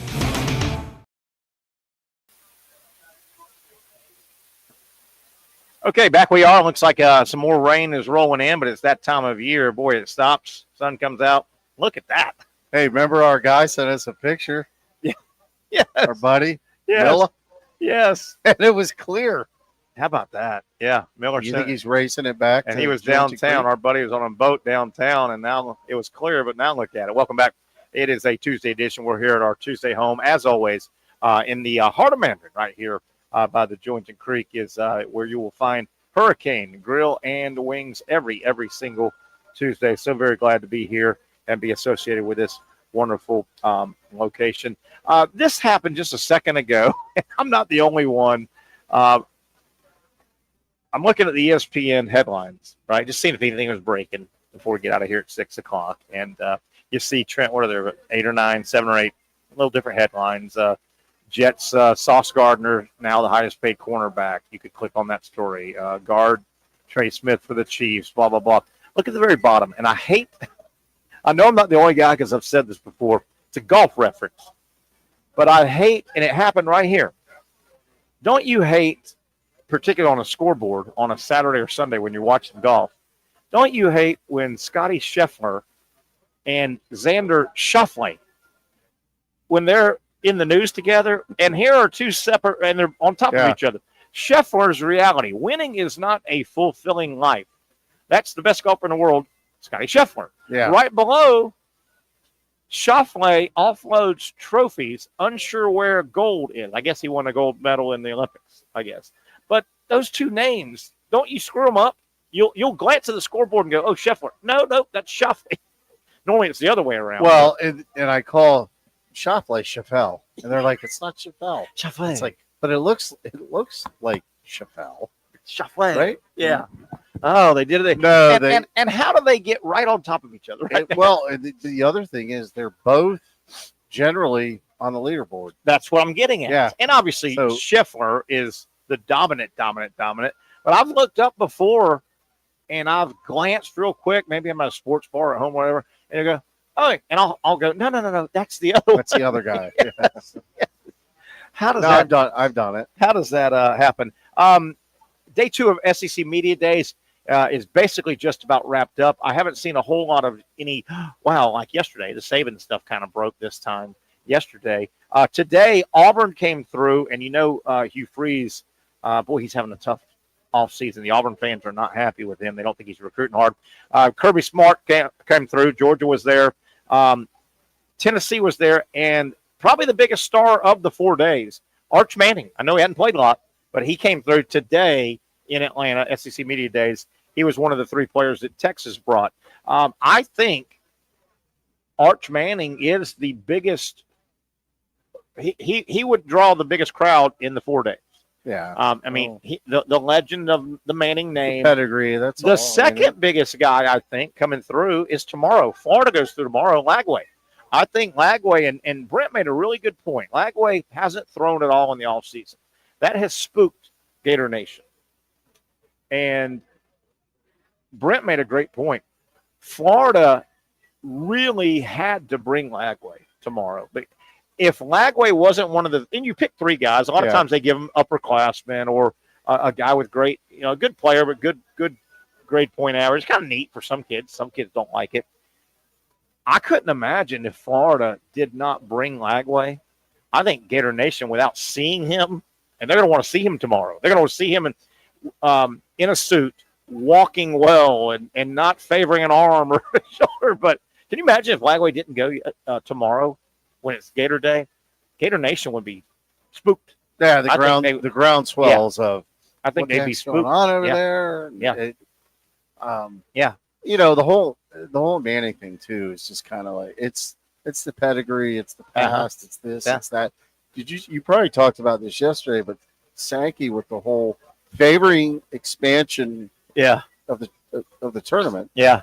And it's like, where do you draw the line? And we've talked about this ad nauseum, and it's like, who knows the answer to it? Because you can keep, well, there's plenty of capable teams. Are there, though? Yeah. Yeah. Is it a money grab? I mean, do you condense the regular season? There's a lot of narratives there that you would have to work through. But looking ahead, way too early SEC baseball season.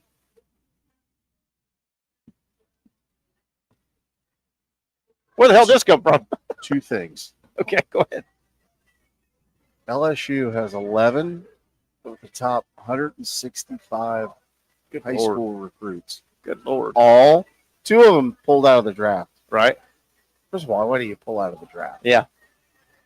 Mississippi State got a lefty high school recruit. He throws 102. 102. So all of a sudden you're like, guys are – my point is, it's kind of a, what else in news thing is, I think this money, the $20.5 million that the school gets, that they don't get it. They have to spend it. But baseball won't see a lot of it. Yeah. NIL deal. Yeah. It's crazy. Yeah, absolutely. Speaking of the MLB draft, I saw where Florida State had 11 players drafted. Yeah. 11. Florida had like 6, I think, but FSU had 11's a big number. That is a big number. Florida State, and they were good. They had a good team. Carry 35, probably. They had 11 drafted. The one that surprised me, though, I had seen where Jamie Arnold, their star left-handed pitcher for Florida State, I had seen him all season. 1, 2, 3, 4. 1, 2, 3, 4. 3, 2, 4, 1. Somewhere in that 1, 2, 3, 4, 5 spot. He went 11th overall. Nothing to sneeze at. But you made a good point. It looked like the guys all the draft stuff in Major League Baseball I saw, and you probably as well as the season played out, it was the guy from LSU, Anderson. It was Arnold. It was all these. And then all of a sudden, it was almost like baseball got spooked, and they jumped on a bunch of shortstops, a bunch of high school shortstops. I think 3 or 4 of the top 10 picks were high school shortstops. And that wasn't projected all year. No. It was going to be Anderson from LSU, Arnold from FSU, arm after arm after arm, and didn't play that way. It's almost like they got spooked, or were they playing opossum? I don't know. It's hard to say, but any high school kid you ever draft that high, that's a crapshoot. I mean, you could go back. Remember Shohei Dunston? Yeah. First player picked by the Cubs back in I think it was the 80s or whatever. Played, but didn't really pan out to be a whole lot. And you can't miss anymore. If you're spending $12 million on the first player picked in the draft, I don't know what the slot is. It might be $15 million. Yeah, but it's somewhere around there, right? It's a stupid number. Yeah, I was telling a player today, one of the college players in the league, Will Clark went number 2 overall behind B.J. Surhoff, 1985. Wow. You know his signing bonus? No. $425. Really? $425.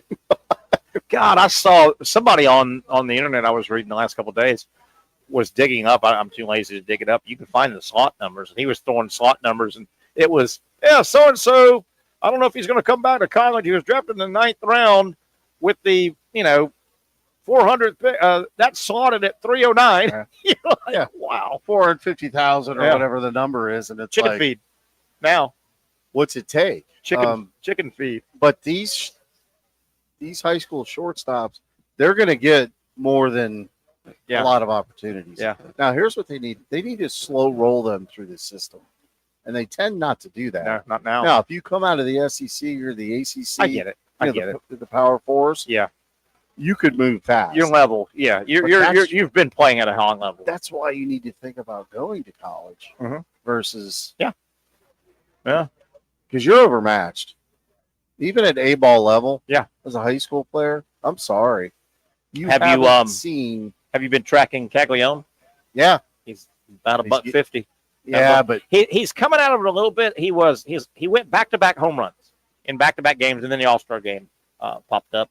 But he was 2 for his last 8 in his last 2 games, which is 250. I mean, he's batting 150. But he did go home run. He got 4 home runs, but he went back-to-back. We've kicked it around. It's a weird situation. Kansas City, you don't want to ruin. You're not going to ruin him, but you don't want to. You want a good taste in his mouth. So you're sitting there going, okay, do we send him back down? Kansas City's in the wild card race. I mean, they're in the ballpark. So if they were 18 games out of the wild card, you just say, well, just leave him up there and let him hit through it. Yeah. But you owe it to your team. If you're still in a run, you go, can we carry this guy another 200 at bats if he's not ready? We're trying to get. I don't know. How long ago was it you and I talked about this? Several weeks. Tags. Yeah. 3 or 4 weeks ago. If you move him up, because you were like, he's tearing it up in the minor league. Yeah, and he was murdering it, of course. So if you move him up, you can't put him back. I know. It demoralizes a lot of players. He's going to play in the bigs for a long time, and I think he's going to be a good player. But you could be stunning his growth for 2 years. You may be right. You could be stunning his growth. It'll be fun to see. Anybody, I don't know if anybody in Major League Baseball probably needs this 4 or 5 game break than Cax. He probably needs a bonus baby, big strong guy. Called up fast. By the way, his last home run was 466 feet. I mean, not a lot of guys hit the ball that far, but he was can just use, in Gainesville. Last year. Yeah. So he can use probably 4 or 5 days to decompress. I think this came at a good time, don't you think? Yeah. Go catch his breath. For a guy like him in his situation, catch his breath. 100%. And I think his first 25 or so, 50 at bats will be very telling. If he's going to get out of it this year, or it's just going to be a really tough first trip. Don't you think his next 25 to 50 at bats? I think. But here's the other thing think about too is my first full season in the minor leagues, 142 games in 144 days. God. That's rough, So, man. It's every day. And you're rough. sitting there going, I'll take a rain out for Yeah. a doubleheader tomorrow all day long just to like rest. Yeah. To your point, decompress. Yeah. So you're going from playing. He played a lot of when the baseball in Gators Florida. get deep. So He played a lot of baseball in college. So what? 65 games, right? In a Yeah. season? Maybe you go play summer ball, another call it 30 games or whatever. Yeah. But this is grueling. Yeah. Well, and then factor in the travel and all that. It matters. Changing sports on you, but staying in the same theme. The Mavericks? They gave Cooper Flagg 2 games in the summer league, and he's not hurt or anything. They just said, okay. He his first game in the summer league, he scuffled around. The ball didn't go in the basket. He's Cooper Flagg. He's fine. His second game, he had 31 points, I think it was. Had a nice game. 9 rebounds, 31. They said, okay, that's it. Just give a little taste. The days of guys like Cooper Flagg between his AAU ball, his ball at Duke, they went to the Final Four. All right. You know his high school teams played 1 million games. His summer teams, the days of, that's a lot. It is. It is. I want to jump back. We've got about 10 minutes left or so here before we're out of here. I want to jump back to the SEC Media Days. It'll happen in 2 days. It's a 4-day event. Actually, got about 4 minutes. This will be the first time. Day 4, they send out an electronic vote, and they ask the media, rank, who do you think will win the SEC, blah, blah, blah, blah, blah, all the way down. This will be, it looks like, the first time in years that the media will not pick either Alabama or Georgia. It'll be Texas. Texas is going to, watch. Oh. Texas is going to get the nod.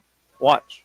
And the Arch Manning stuff, I think Texas is going to get the nod. I don't know if that means anything, but just unique that the stronghold. Remember, it was Alabama, Georgia, Georgia, Alabama, Alabama, Georgia, Georgia, Alabama. For years. Yeah. You knew when Texas and Oklahoma coming in, all sports. Yeah. I mean, if you look at. Boy, Texas has been seamless. Boy, they've hit the ground running, man. They've hit the ground running. You got the baseball, you got the football, you got the track and field. Yeah, I mean, softball just won the national title, and the SEC is the dominant softball conference. Yep. And Texas walks in and says, "Thank you very much." They just won a national title. Yeah. They couldn't get over Oklahoma for years in softball. They both go to the SEC, and Oklahoma doesn't go as far as Texas wins the damn thing. It'll be good though. Tomorrow will be interesting too. We'll probably have more SEC media days info when Florida goes through there, and you got to believe. Napier's going to be asked, I don't know how they're going to phrase it, but the obvious question, I think, to Napier is, Coach, I mean, I think if I was asking a coach, I think there's a prevailing thought that you have struggled, Coach, with some game day management, play calling, feel of the game. Have you, Coach, do you feel that way? And, he's probably going to say no, but, Coach, did you do any field trip homework over the week, over the off season? I think that's a legitimate. He has had so much trouble game management, and Gator Nation pretty much feels that way. If you watch them, you wonder, and if he did, would he admit to it? But I think Gator Nation would love to hear, well, in my profession, I'm always striving to get better, and I actually spent 2 weeks and went to Nick Saban's lake house, or something. I've said this. I think the one member of the Gator football program that has to pick up his game the most is not a Lagway or a Tyreek Sapp or Jaden Ball running back. I think it's the head football coach. Yeah. I think head football coach. Game day management. And so when he's when he's posed that question, is he going to stay calm and answer the question, or is he going to trip him up? Yeah, and that'll be the telltale sign of whether you've got the right person at the helm. I've been asking a little bit, and I've been some people I know that are in Gainesville and around the program, and one guy came back and said, "Well, no, Terry, your theory," because I think he struggles. I think he struggles in game day. I think he struggles feel for the game and when to call crazy clock management and all that stuff. And I was told, okay, well, he's got a structure in place. He's not doing all those calls. Well, I called my buddy out, and I go, okay, well, that's wonderful. But even if he's got a situation where he's not physically, whatever he's doing is not working. Yeah. And you put the workings in place. I don't care if I was told, well, the play calling is more of a committee, so it's all not on him. Well, it hasn't worked. At the end of the day, yes, it's on one person. Yes. Yes. They talk about that all the time in the NFL. It's like, if you have a headset on and you're listening, you trump everybody. I agree. I totally agree. All right, we're about out of here. Be interesting tonight also. We didn't get into it, but you would think that tonight's fastest pitch would be from Paul Skeen. It may be from the Milwaukee Mizorowski or whatever his name is. Guy 5 starts. He's throwing at 102 at times. Let's handicap it. What's the over-under on the fastest pitch tonight? 101.5, I'll say. 101.5. I'm taking the over. Okay, over. Whoa, flamethrower. Flamethrower. That'll do it, Trent. Thanks for coming out. Trent may join us on Thursday as well. We would love to have him. We'll get back together tomorrow, our Wednesday edition. We'll get back together at 4 o'clock. Hope to hear from Brent Beard, who will still be in Atlanta. That'll do it for Casey Kurtz producing. We're glad you're with us. We'll join us tomorrow, 4 o'clock, for the next edition of the Young and Norvelle Show. You really got to hand it to him. Hold on. The previous play is under further review. I'm not sure what he could review, but okay.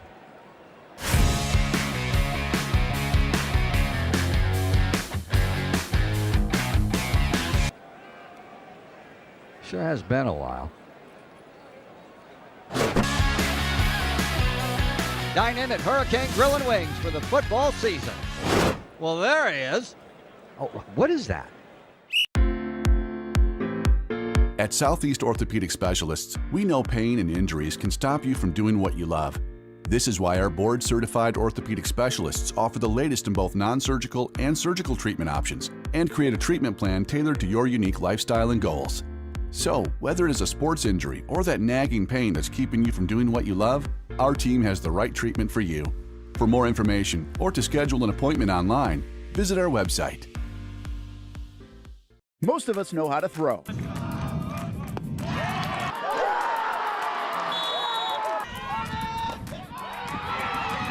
But you need to know what to throw. I'm not talking about footballs, baseballs, softballs. We're talking about those items you need to recycle. Republic Services explains it easy. Recycling simplified. 1. Know what to throw. When in doubt, throw it out. 2. Empty, clean, and dry those materials. It takes an extra minute, but it makes a big difference. And 3. Don't bag it. This makes the recycling process faster and more efficient. This is a look at the Republic Services North Florida Recycling Center. You can make this process even more efficient. By utilizing those 3 steps, Republic Services can help you become a better recycler in your home. Learn more at recyclingsimplified.com. Finally, a family atmosphere, kid-friendly restaurant with a real sports bar feel. Bricks Jack's Beach features all of that and a large, climate-controlled covered patio with misting fans and heaters for all seasons. Mix in an extremely diverse menu that features the most quality and affordable steak at the beach, and there's no reason not to enjoy your next lunch, dinner, happy hour, or big sporting event at Bricks Jack's Beach, 300 2nd Street North in Jacksonville Beach. See you at Bricks Jack's Beach. Baker's Sports. It's a hometown business filled with hometown people trying to make you feel right at home. Chris Conley, Jacksonville University. Walker Wright, class of 2018, West Nassau High School. Michael Young, Fletcher High School. Baker's Sports started in a grassroots way and now outfits much of the Southeast. Will Olive, Mandarin High School. Go Stangs. High school sports, travel sports, youth sports of all kinds. They are a one-stop shop carrying Nike, Adidas, Under Armour brands, and more. Vincent Caldes, Oakleaf High School. Tony Mazzio, Sandwood High School, class of 2002. Samuel Coffrin, Paxton School for Advanced Studies. Whether it's sports teams on the field or it's your team in the workplace, like our Action Sports Shacks team, and community events like the Dream 18 Golf Tournament, and many others. Cole Tilley, Hilliard High School. Reagan Webb, Eagles View Academy. Look good, feel good, play good with Baker Sports. Custom sports apparel since 1997. Shop with the hometown team at bakersport.com. The rhythm of my heart is beating like a drum. With we armada rolling off our tongues. Never will we roam, for we know our place is home. Where the ocean meets the skies, we be sailing. Where the ocean meets the skies, we be sailing.